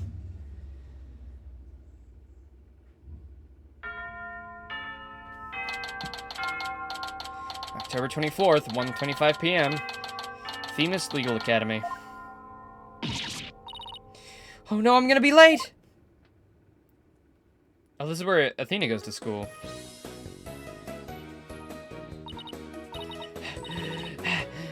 Whew, finally! So this is it. This is one of the cases of all time? Oh boy.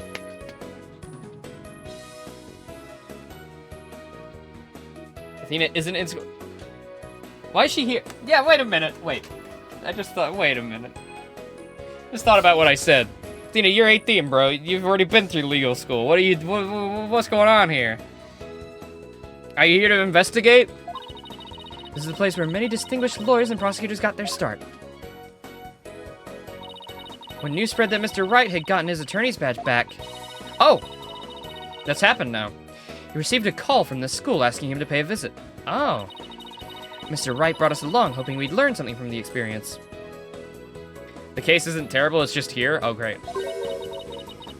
But no, I had to go and blow it by getting here 30 minutes late. At least it's not all business today. After all, today's their school festival. And us random adults will, surely be welcome here.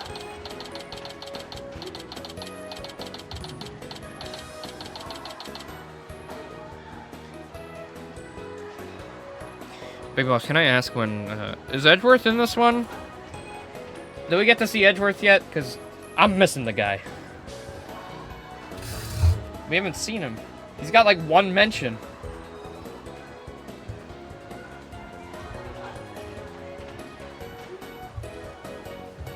Give him a bit? Oh. I miss him so much. He had 2 games with him as the main character and I already miss him. Wow, this place has school festival written all over it. Literally. But why are all the cold stairs? Is it because everyone's in the school uniform except me? Well, I like the way I dress. Wonder where Mr. Wright and Apollo are. Your attention, please. Oh, sorry. Looks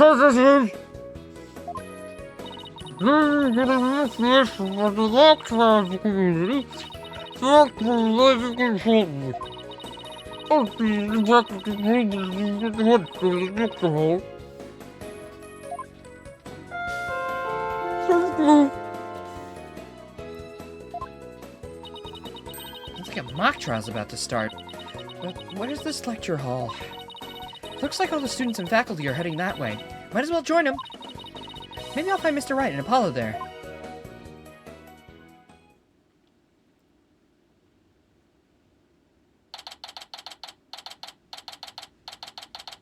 Well, this is fun.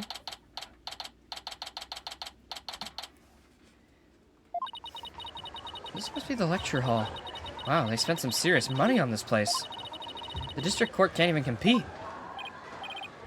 Hey, Athena, over here! Mr. Wright, Apollo. I've been looking for you two. So sorry I'm late.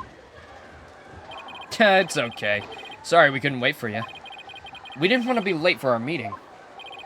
Lucky for you, the person we're supposed to meet also seems to be running late.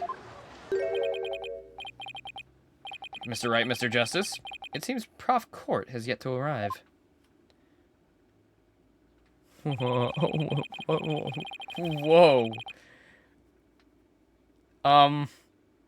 Sorry. When did the Greek statue come to life? How unprofessional of her to keep visitors to our esteemed institution waiting like this. I shall make her right. I will not... Yeah, oh, what do we have here? Oh, right, you haven't been introduced yet. Ah, yes, you must be the young lady Mr. Wright was telling me about. I am Aristotle, Aristotle means a professor at this hallowed hall of learning. I oversee the lawyer course here. It's a pleasure to meet you. Well, I'm Athena Sykes. I recently just got my attorney's badge myself. It's nice to meet you too. How wonderful. So vigorous and vivacious. You just earned yourself a gold star. Oh, wow, thanks. That makes fun of us. It's kind of scary, though. It looks like the mock trial's about to begin. What are we gonna do about our meeting? Oh, speaking of the mock trial, do either of you know what it's about? Oh, but I thought we had sent a pamphlet to your office. Right, the pamphlet. Whatever happened to that? You won't be seeing it again. Trucy used it, for the old rip it up and restore it trick. Unfortunately, it didn't work as advertised. Got him. Well, it seems I had better explain the situation then. Yeah, thank you, Professor.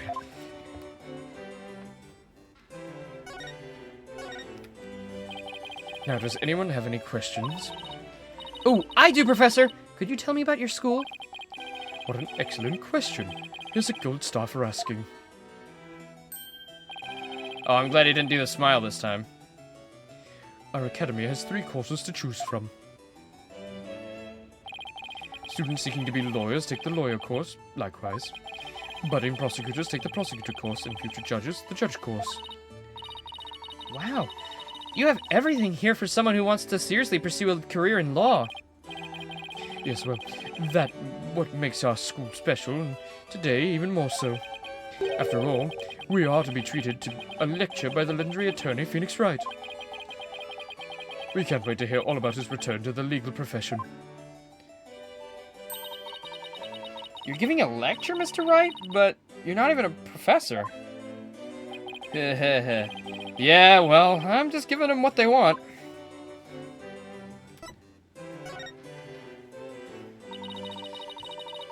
Did you even know you were meant to be giving a lecture here today?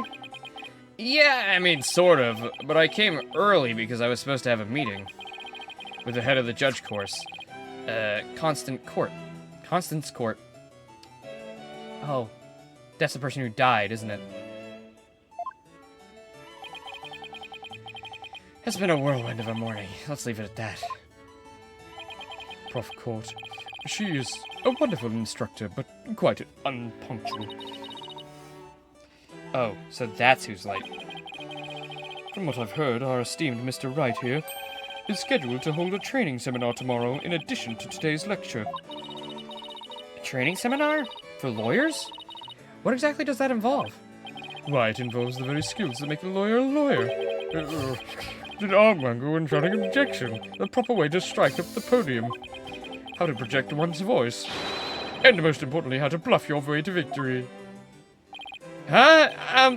Who exactly do you want me to teach stuff like that to again? What a wonderful question. You just earned yourself a gold star. The great honor of taking a seminar by the famous lawyer and famous prosecutor. That is what is at stake in this mock trial, the crown jewel of the school festival.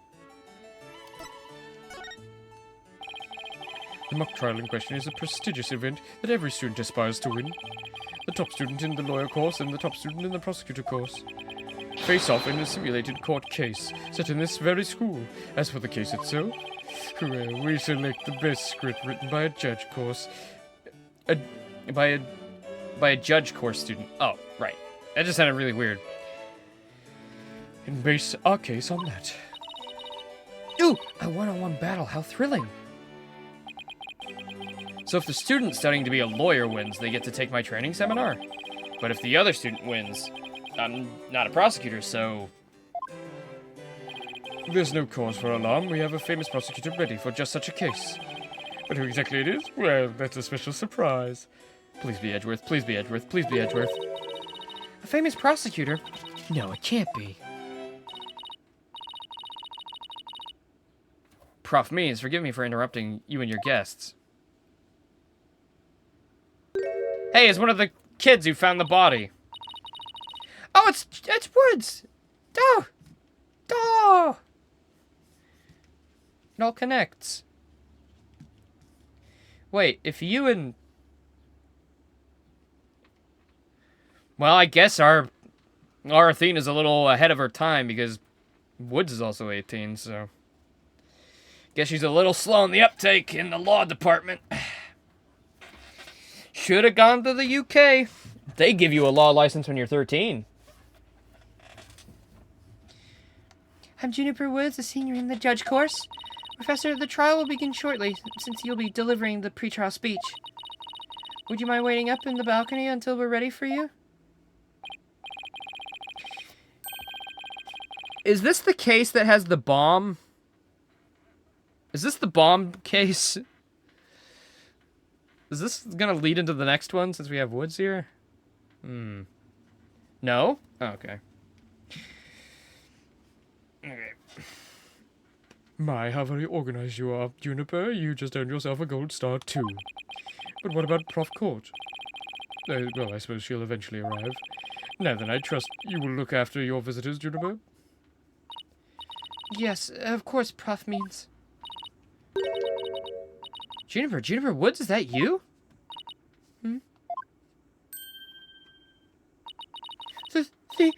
Athena? I almost didn't recognize you. I didn't know you were back from Europe.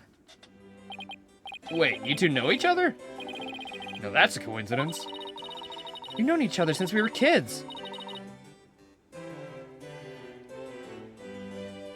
The tutorial interrupts the next case. Okay.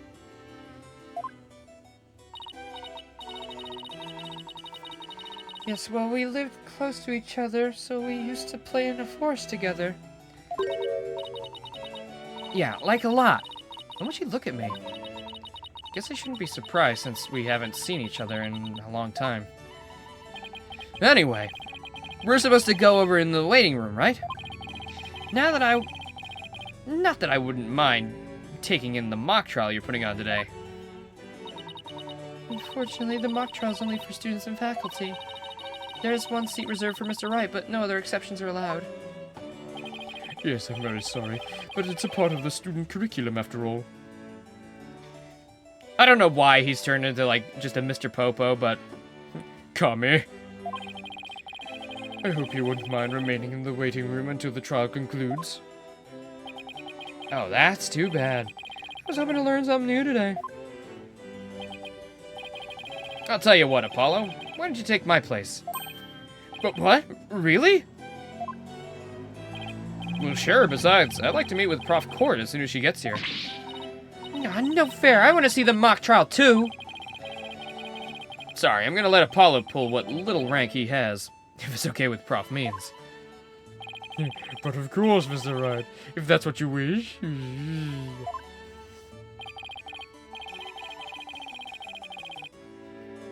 If this upload fails again, I'm gonna explode. Now, that's settled then. We'll expect a full and detailed report. Apollo, so pay attention. Being the new kid here stinks. If you would please follow me, I'll escort you down to the waiting room on the first floor. Yeah, great. So, old Apollo gets to watch his girlfriend up on the podium, huh? Yeah, alright.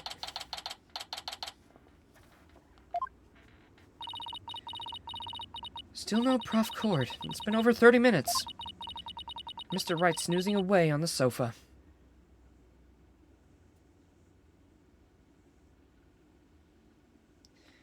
It keeps failing because you're out of storage space and the only space...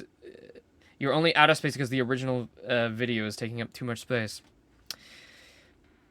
Yep, that's a classic predicament.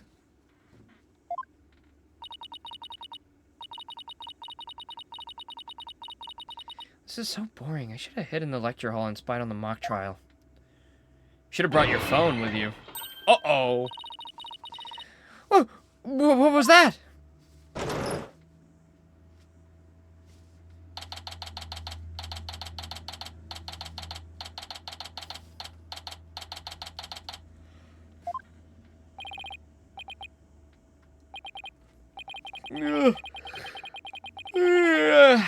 Athena, I could have sworn I just heard something fall down and break. If you go running now, they'll think it was you. Well, it wasn't me. I think it came from somewhere outside. No? Well, you better go have a look, seeing as everyone else is in the lecture hall. Okay.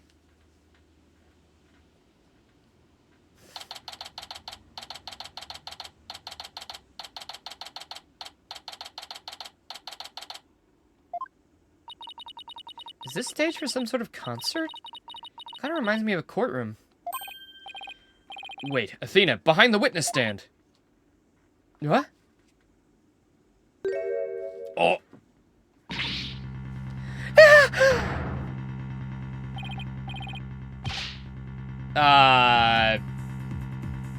Arrow to the knee joke, anybody? Wasn't she... She got stabbed by a shiv, right? So... Has to have been planted.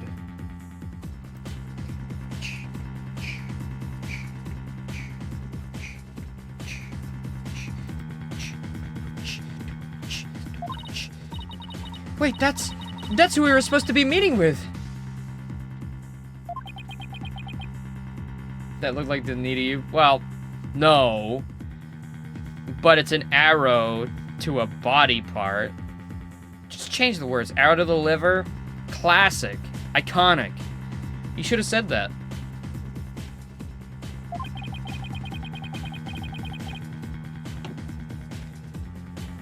Looks like our meeting's been canceled for us. No way, this can't be real. Good job, Phoenix. Well, looks like our meeting's been canceled. I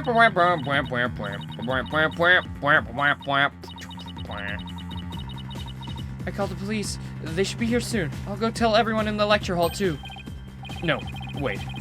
They'll find out as soon as the police get here. Let's do our own crime scene investigation before it gets too crowded around here. Are we even allowed to do that? That's no big deal, as long as we leave it exactly like we found it. Plus... No, never mind. Anyway, we should look around while the scene's still fresh. But... okay. You're the boss. Back to playing Athena, eh? We should start by studying the body. I wonder what's the best angle for this.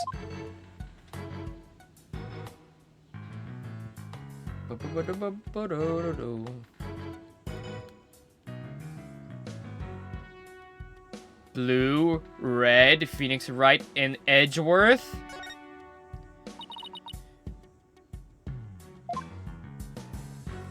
If that's the best angle. Oh.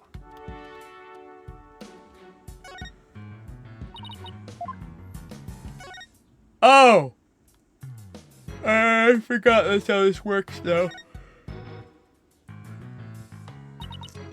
They didn't say who the murderer was. We got like 4 characters standing around her body. We saw you do it. True, actually, facts. I guess I really do have to examine the body. Well, I guess I better get used to stuff like this if I want to be a full-fledged lawyer. Ugh. There's an arrow stuck in her side.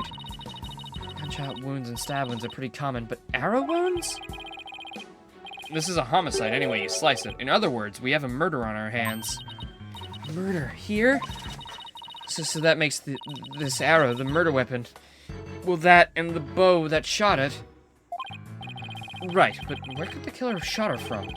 The stage is a sea of obstructions. I'm no expert on archery, but it can't be easy to hit a target with this much stuff around.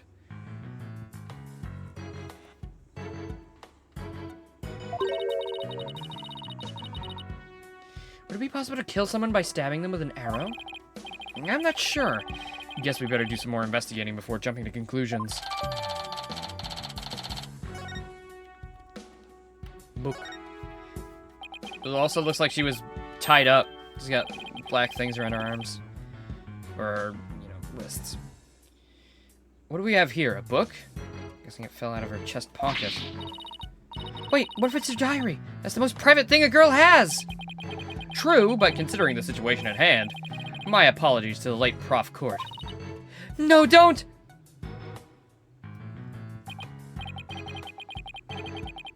Need to speak with Hugh O'Connor. Meet with Hugh about the report yesterday. Important Prep for mock trial, final confirmation.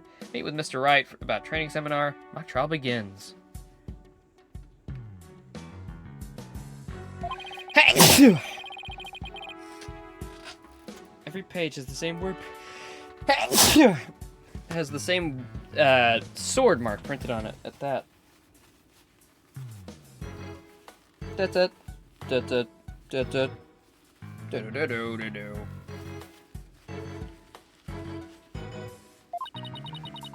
I still think a girl deserves her privacy, but this may help us solve the case.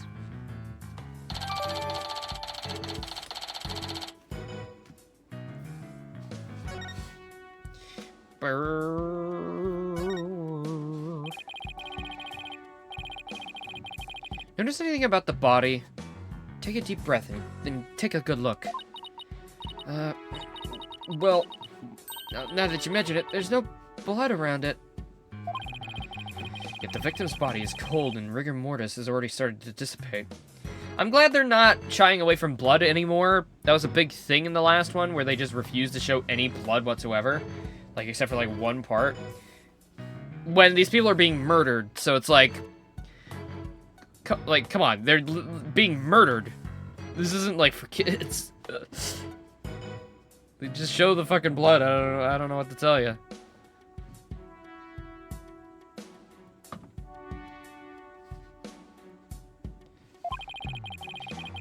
It would appear that quite some time has passed since Prof. Court was murdered. Thing is, the quad was packed with students up until the start of the mock trial. Wait, then doesn't that mean she was killed at a different location? Ooh, I know! The killer moved the body here while everyone was at the lecture hall. That's a definite possibility. Notice anything else? Her arms are raised over her head and there are dark bruises around her wrists. Yeah, the professor was probably tied up or something. Eventually her wrists were unbound and she reached up to stretch. And when she reached up to stretch, she was killed? Actually, I'm not so sure about this theory. Well, there's not exactly a lot to go on. I think that's about all we're gonna find out from the body for now. Nice work, Athena. Your face only turned 5 shades of pale. I was expecting 50. Are we playing Athena for this whole trial, or are we gonna switch to Phoenix? Or I don't know, because he's back in the game. Maybe all 3. We should probably take a picture of the crime scene just in case. All right, I'm on it. Say cheese. Just Athena in this trial? Let's go! About time she doesn't get it ripped away from her. Jeez, I thought I was the one with a twisted sense of humor. I think that should do it. Alright, let's take a better look around the area while we wait for the police to arrive.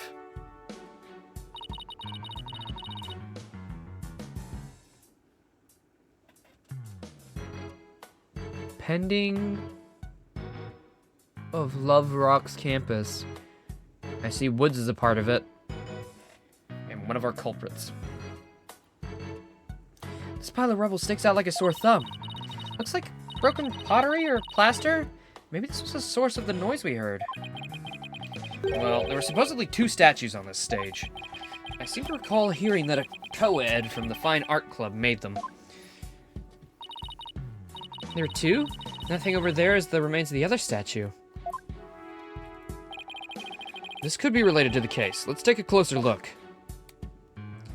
Okie dokie. I wonder what this is a statue of. Maybe it was reddish purple in color? When Apollo and I first got here, both statues were already here, but they were covered up. I bet they were waiting to unveil them when the school festival moved here to this stage. You mean this duffel bag looking thing was actually being used to cover the statue? I guess that just leaves the question, were they broken by accident or on purpose? What a puzzle this is. There's something buried in the rubble. The Themis Herald? Wait, we shouldn't disturb it. Let's just read what we can. Pending declaration of love rocks campus. Oh. I thought that was like the band that was gonna play here because it was like, oh, Rock's Campus. Wow, wow, wow, wow. But it seems like there might be a love triangle or something here. For Woods, who, you know, later on likes Apollo. So, well, tough luck. Unless the two guys are in love. Well, then that would solve everything.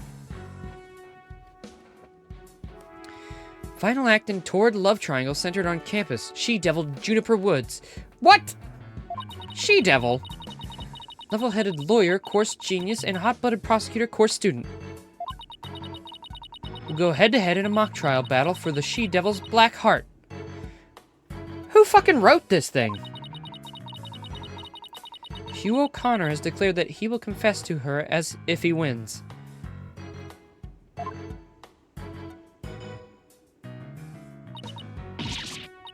Oh, it's definitely one of them. Well, we saw them standing over the body, so... It's not a love triangle unless one of them's gay, otherwise it's a love corner. Facts. That is true, actually. Wait, you're right. The triangle connects on all three sides, after all.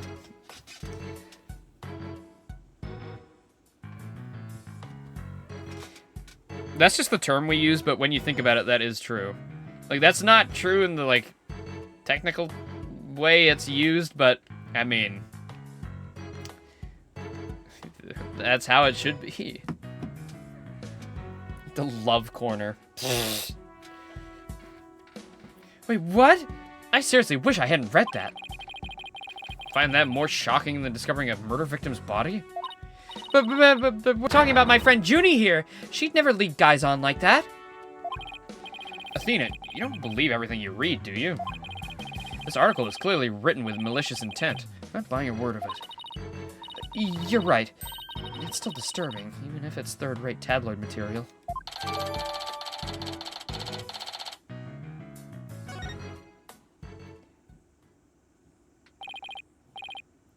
Mr. Wright, Athena. Oh, here comes Apollo. I've never seen anyone move so fast. Listen, something big's happened. I was at the mock trial when the police announced the body had been found on campus. Buddy, turn around. Oh, what? Oh my god! Yeah, that's right. We're the ones who phoned it in. We found Prof. Court dead behind the witness stand over there. What? Can you show me? I want to see. What the? We've already had a quick look over the body. It's definitely a homicide. Once the police get here. No, I know it's a homicide. I'm shocked because it's the same. Exactly the same. Whoa there, Apollo. Take a deep breath and explain what you mean. It's the same. The body, that is. It's just like how it was in the mock trial. What? It's like the mock trial? I know, it sounds crazy, but... The body's location and position, the murder weapon, the lack of pooling blood?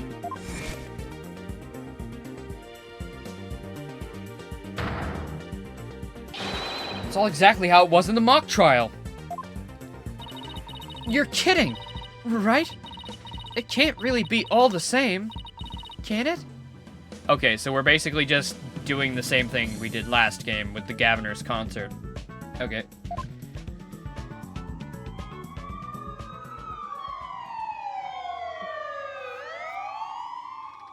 Oh dear.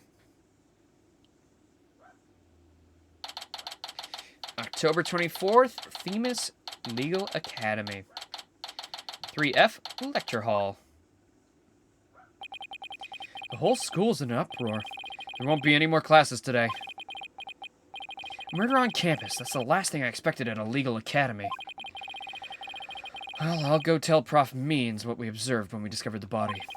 You two wait here until we've spoken to the police. Yes, boss. I can't believe this is happening.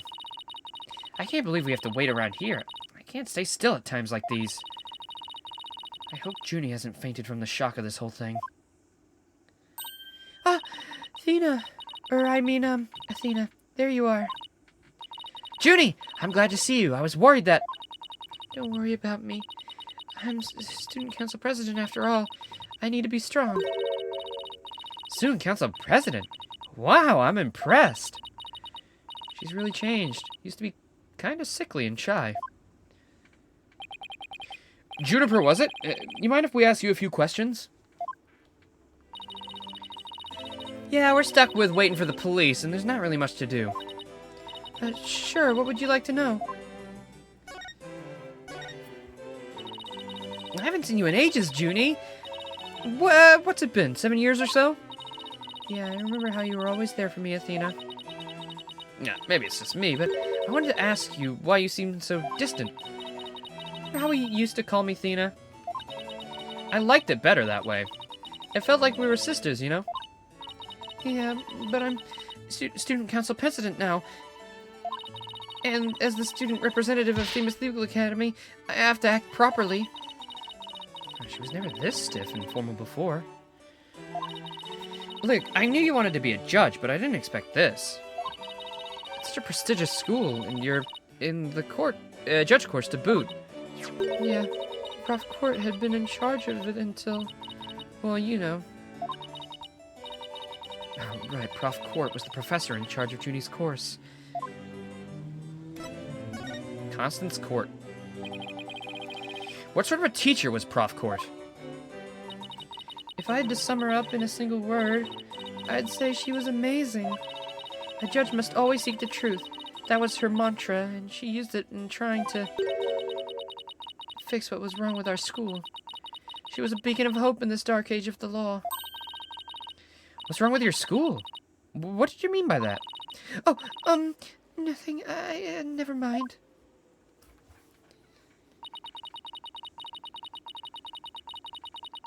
I'm guessing Japanese school uniforms just fucking look like that, because that looks exactly like Yukiko's school uniform. I guess if they're basing it all off of the same, like, thing, it would look similar.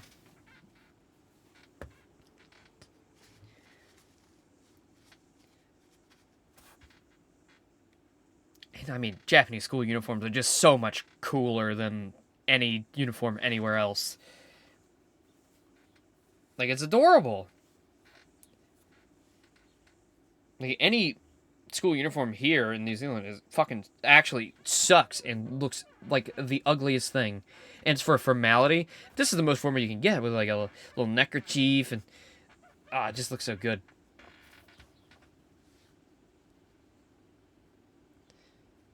Am I imagining things, or did I just detect something in Junie's voice? Of course, chose my script for the mock trial. What do you mean, all the students in the judge course had to submit a script? And yours was the one she selected? Wow, that's amazing, Junie.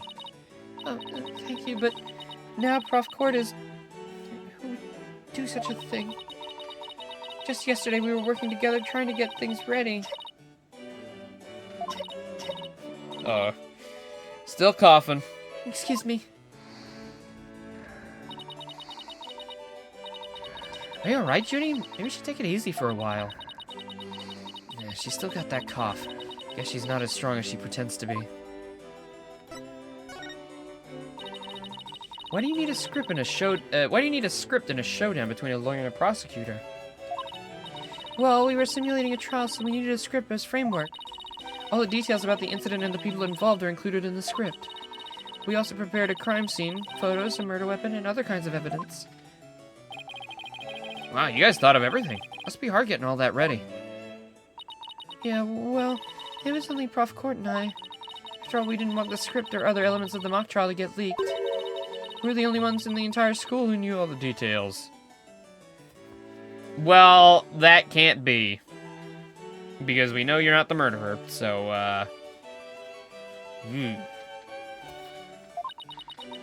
Must have been a big pain in the... I mean, must have been really difficult.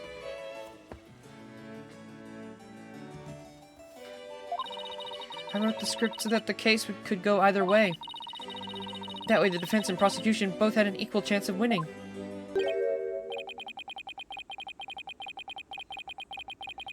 If you think that's all she's capable of, you've got another thing coming. Huh? Who said that? Oh my god.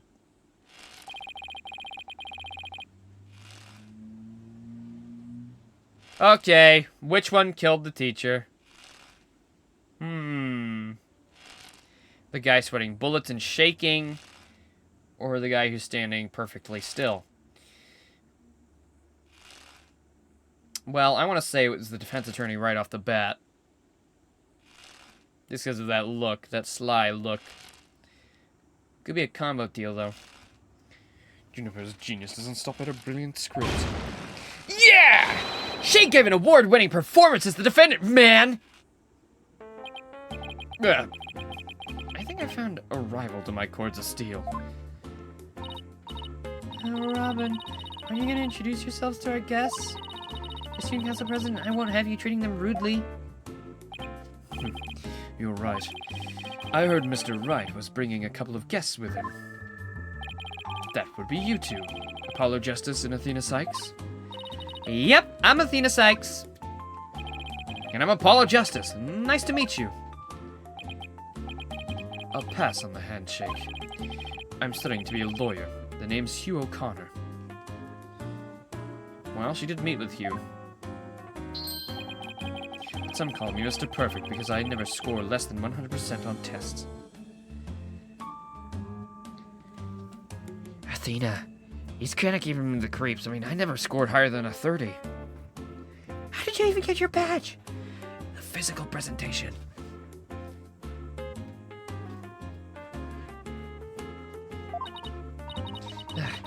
Most pretentious introduction ever.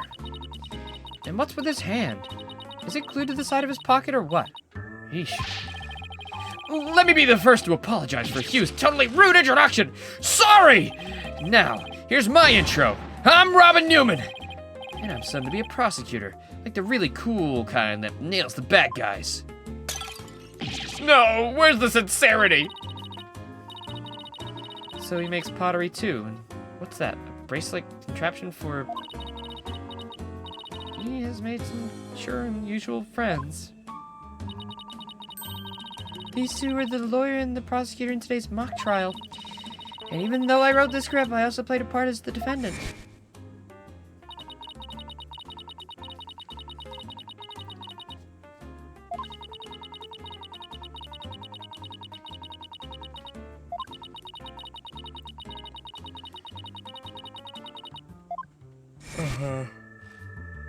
Right.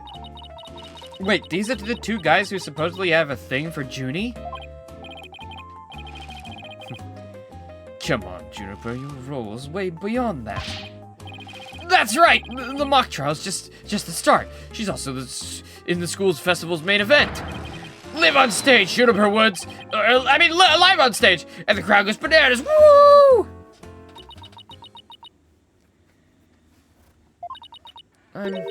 I'm supposed to sing at the school festival. All the other girls were too embarrassed to try out, so... My Junie singing? On a stage? In front of people? Wow, she really has changed. I was responsible for making everyone's stage costumes. And this is what I'll be wearing. Well, isn't that just our girl? Isn't that just Apollo and Drewsy's mom? What was her name? Lammy? Or, I forget her actual name.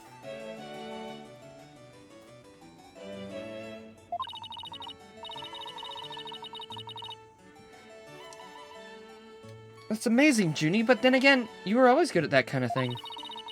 These constellations, in particular, are really something. Oh, thank you. One of my favorite things to do is look up at the stars in the middle of the forest. So you're a fan of the night sky, then? Wow, Paul, I didn't know you were such a romantic. It's not like that. I have this friend, he and I go way back, who got me really interested in space. He's mentioned the second time he's mentioned this random friend. That's gonna be important. By the way he talks about him, it's probably gonna be in the final case. Not the DLC case, just the final case of the game.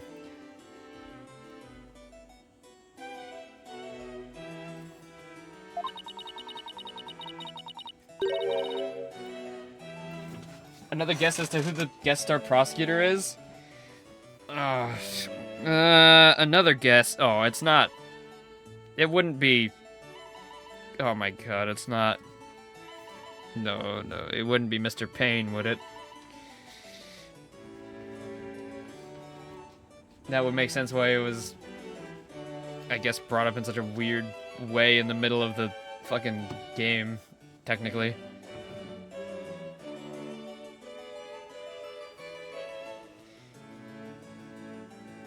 But then why would they use him here? He's always kind of the tutorial guy, so... I don't know. I want to say Francesca, but I'm pretty sure Francesca is in the basement. Edgeworth, apparently you have to wait for him. Godot's dead. Oh, it could be Gavin, I guess. They could bring Gavin back since they're kind of referencing Lammy here. I guess Gavin's the only other one, other than Payne.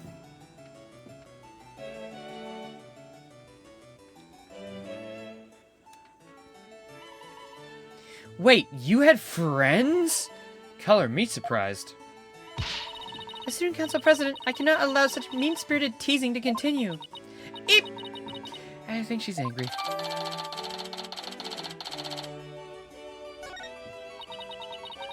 The costumes were no problem, but as for singing, I'm not sure No, you can do it! That's right. And anyone who says otherwise will have to answer to me. It's like a chivalrous love triangle. Damsel in distress and 2 knights in shining armor. Maybe that Demis Herald article wasn't too far from the truth.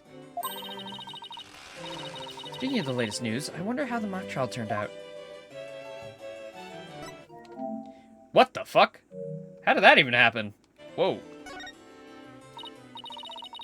So, how'd the mock trial end? Well, we were just about to reach a verdict when the police arrived. So we'll never know how it would have turned out. Guess that's what happens when there's a real murder during a fake murder trial. It ended right there before the verdict? Talk about bad timing. I was this close, man. I bet I could have won. But I bet the defense wasn't doing too badly either, right? Zen and the art of mastering the bar exam. Civil, corporate, and criminal law. We'll settle this some other time. I assure you, I will win when that time comes. Like I'm gonna let that happen? I don't think so! I hope they don't end up hurting each other. But don't worry, the 3 of us have always been good friends since we enrolled here. Enrolled? We have proof of our friendship. Proof? Like physical evidence proof? Yeah, we're studying for a career in law, and in the legal world, evidence is everything. Yeah! As long as our friendship lasts, you can bet we'll be carrying them around. Ah, the famed Themis Legal Academy Ingenuity at Work. So, what exactly is this proof of hardship, anyway? Or friendship. Well, it's a secret, and if I show you, it would be bad luck. Oh, okay. I knew it. There's definitely some discord in Junie's voice. My friendship is sacred and inviolable. It's not something to be put cheaply on display. Proof? We don't need no stinking proof! Just 3 are friends forever! I can hear discord in their voices as well. But they're talking about their friendship. What's going on here? Something wrong, Athena? No, it's nothing. Alright then. Hey, isn't that... Alright, I'm gonna just take a wild guess. Everyone, stay right where you are. Don't move a muscle. Yep. Detective Fulbright, is something wrong? Why, if it isn't my little lawyer friends. Sorry, but the small talk will have to wait. Juniper Woods. You're under arrest for the murder of Constance Court. I'm what? Oh, wait a second, what's going on here? Why are you arresting Junie? Please, Detective Fulbright. We're involved in this case, too. Aha! So you're the lawyers the dispatch said were first on the scene. I can't tell you everything, but I will say this. There are two major reasons for her arrest. Number one, the suspect led somebody to where the body was. I didn't. Number two, the crime scene is exactly how the suspect portrayed it in her script. But you can't arrest her on just those grounds? True, but there's more. However, Prosecutor Blackwell specifically told me to say no more than that. So Blackwell's the prosecuting attorney on this one, too? I thought we were gonna get our guest prosecutor. Okay. Detective Fulbright, we found this in the suspect's pocket. Oh, okay. Well, there's the murder weapon. Why, there's blood on this. That's evidence we made for the mock trial. Oh. Is everything as it seems, or not as it seems? A mock trial? Never heard of such a thing, but it sounds fishy to me. Real fishy. Now, if you would, officers. Yes, sir.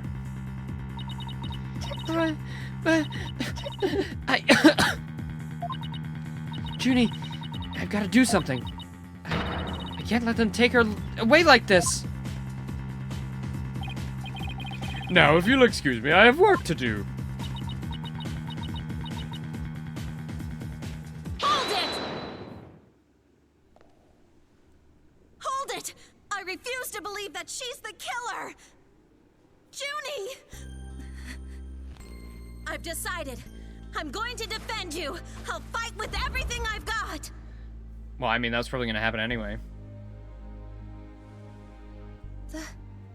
Dina.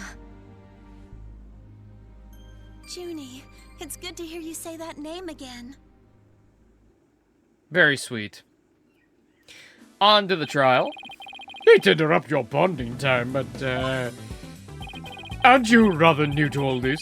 You're barely even a lawyer. Well, I don't have much experience, but I may need Apollo and Mr. Wright's help at times. But nobody believes in Junie as much as I do. I'll help you too, Juniper. There's no way you murdered the professor. Apollo. Thank you both. We've got your back, Junie.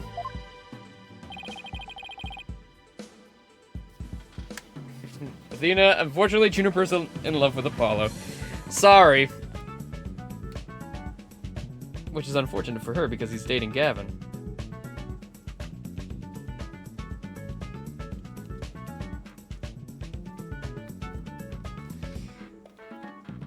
Guess things worked out after all. Now that you have your lawyers, Miss Woods, it's time for us to head back to the station. You're going to prison for life! I can't believe Junie's been arrested for murder. I can't believe I accepted her case without asking Mr. Wright.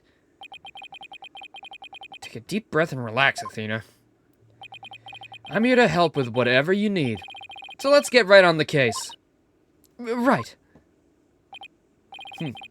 I won't have this case left in the hands of rank amateurs. If anyone's going to solve this case, it'll be me. Time to investigate. O'Connor. Sorry to tell you this, pal, but we got more experience than you have in your left fucking... We've got more experience in our left pinkies than you have in your entire body. Why, that smug little... He hasn't even finished law school. Ah! That was totally rude! You're not the only one on the case, man. I'm in too, big time.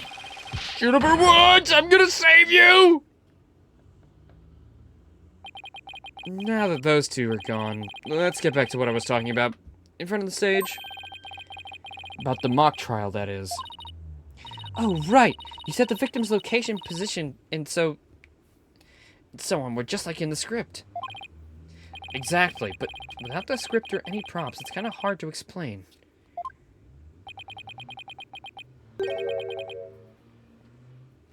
Oh my god, it is Gavin! Perhaps I could explain, Air Forehead. There he is! Oh my god, yes!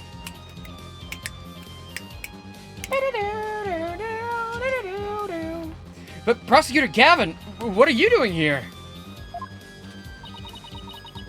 Well, you two seem to know each other. Someone gonna introduce me? Why, I do believe we have a fresh face here. Greetings, Fräulein. I'm Clavia Gavin. Some know me as Prosecutor, but I'm most famous for my former rock band. We were quite popular, you know, but regrettably the band went kaput. Perhaps you've heard of us, the Gaviners? I was the lead vocalist. Never heard of your band. And again, I was out of the country till only recently. But, can I get your autograph? You just met him like 3 seconds ago and you want his autograph? Forgive me, Fräulein, but I've retired from the music biz. But I'd be happy to offer my autograph as a rock star prosecutor, Clavia Gavin. Oh, okay, that one then. Oh, she's a lively one, eh, Air Forehead? Didn't know she was your type.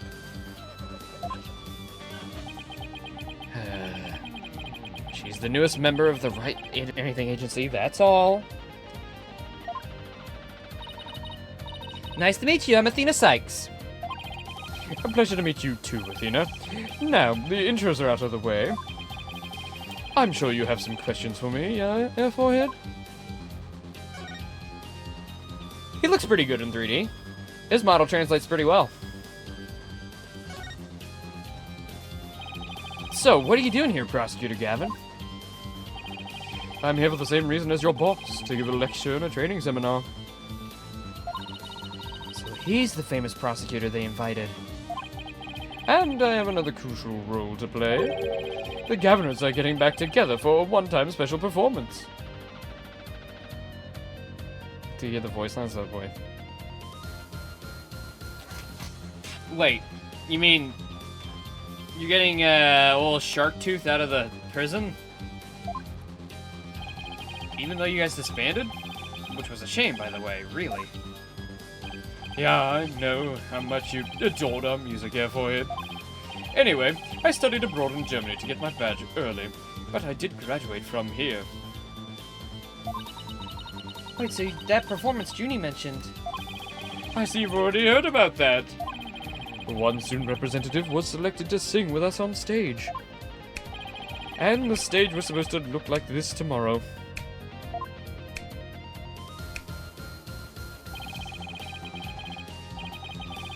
Oh, Phoenix and Gavin. That was so supposed to be Edgeworth, dude. That was so supposed to be Edgeworth, and they're like, well, Edgeworth doesn't have a relation to Apollo, so we can't really have him here. Phoenix has never even gone off again. Well, I guess, yeah, that kinda did, but... Come on, there's way more history behind Phoenix and Edgeworth. Come on, man! Two big banners, a pair of wicked statues. This is just an illustration, but it's not half bad. Bro's too busy fucking eating biscuits and drinking tea. Too busy fucking laying down pipe in Europe. Wicked statues, wait, are these supposed to be you and Mr. Wright? Bingo, Fräulein.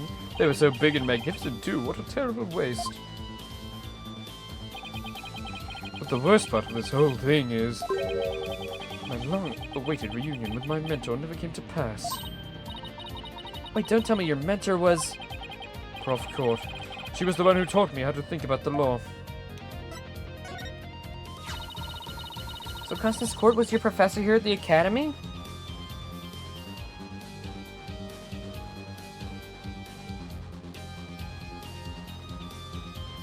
It's really funny to have a famous prosecutor and the guy that just said, prosecutor took the badge away from 7 years ago from accusing him of forging evidence. It's a very interesting way to go about things.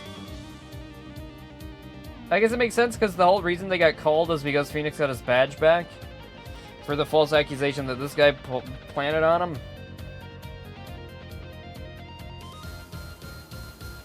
So Constance Cord was your professor here at the academy? She may have taught the judge course, but she had a huge impact on me. She was fond of saying, the end is only justified through proper means. She wouldn't tolerate dishonesty, and always revered what was right beyond all else. I can feel Prosecutor Gavin's sadness. Oh no, I think I'm gonna cry. Athena, are you tearing up? Though I can't blame you.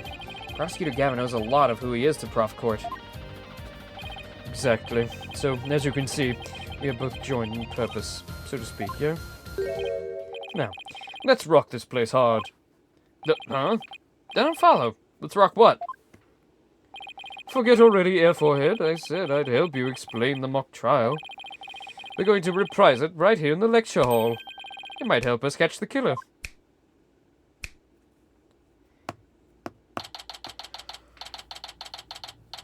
Okay. Based?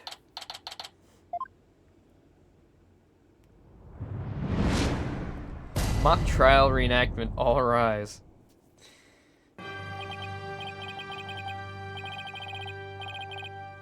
Well, guys, I suppose that's where we'll leave it for today.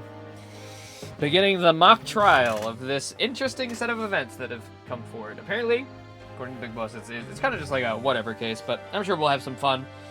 I mean, we got Gavin here, so that's cool. Glad to have him back for at least a case. And I hope to see Edgeworth sometime soon. So, we should be hopping onto Mario Kart in like 10-15 minutes, something rather. And we'll do that for 2-3 hours. It'll be a fun time, so if you're interested, come on by if you're live, and if you're not, well, thank you, VODfrogs, for watching the stream. We'll see you later for more Ace Attorney next week. Perhaps we'll actually beat the game next week, but with how long these cases have been, maybe not. Maybe I gotta do just a really big one. Kind of hard to, because it's really fucking hot. But, yeah, we'll be back soon for Mario Kart and more Ace Attorney. Thank you, everybody, for coming in. Big Boss, Blusher, Laser, everyone. Foolproof. It was great as always. I'll see you all very soon. Bye-bye.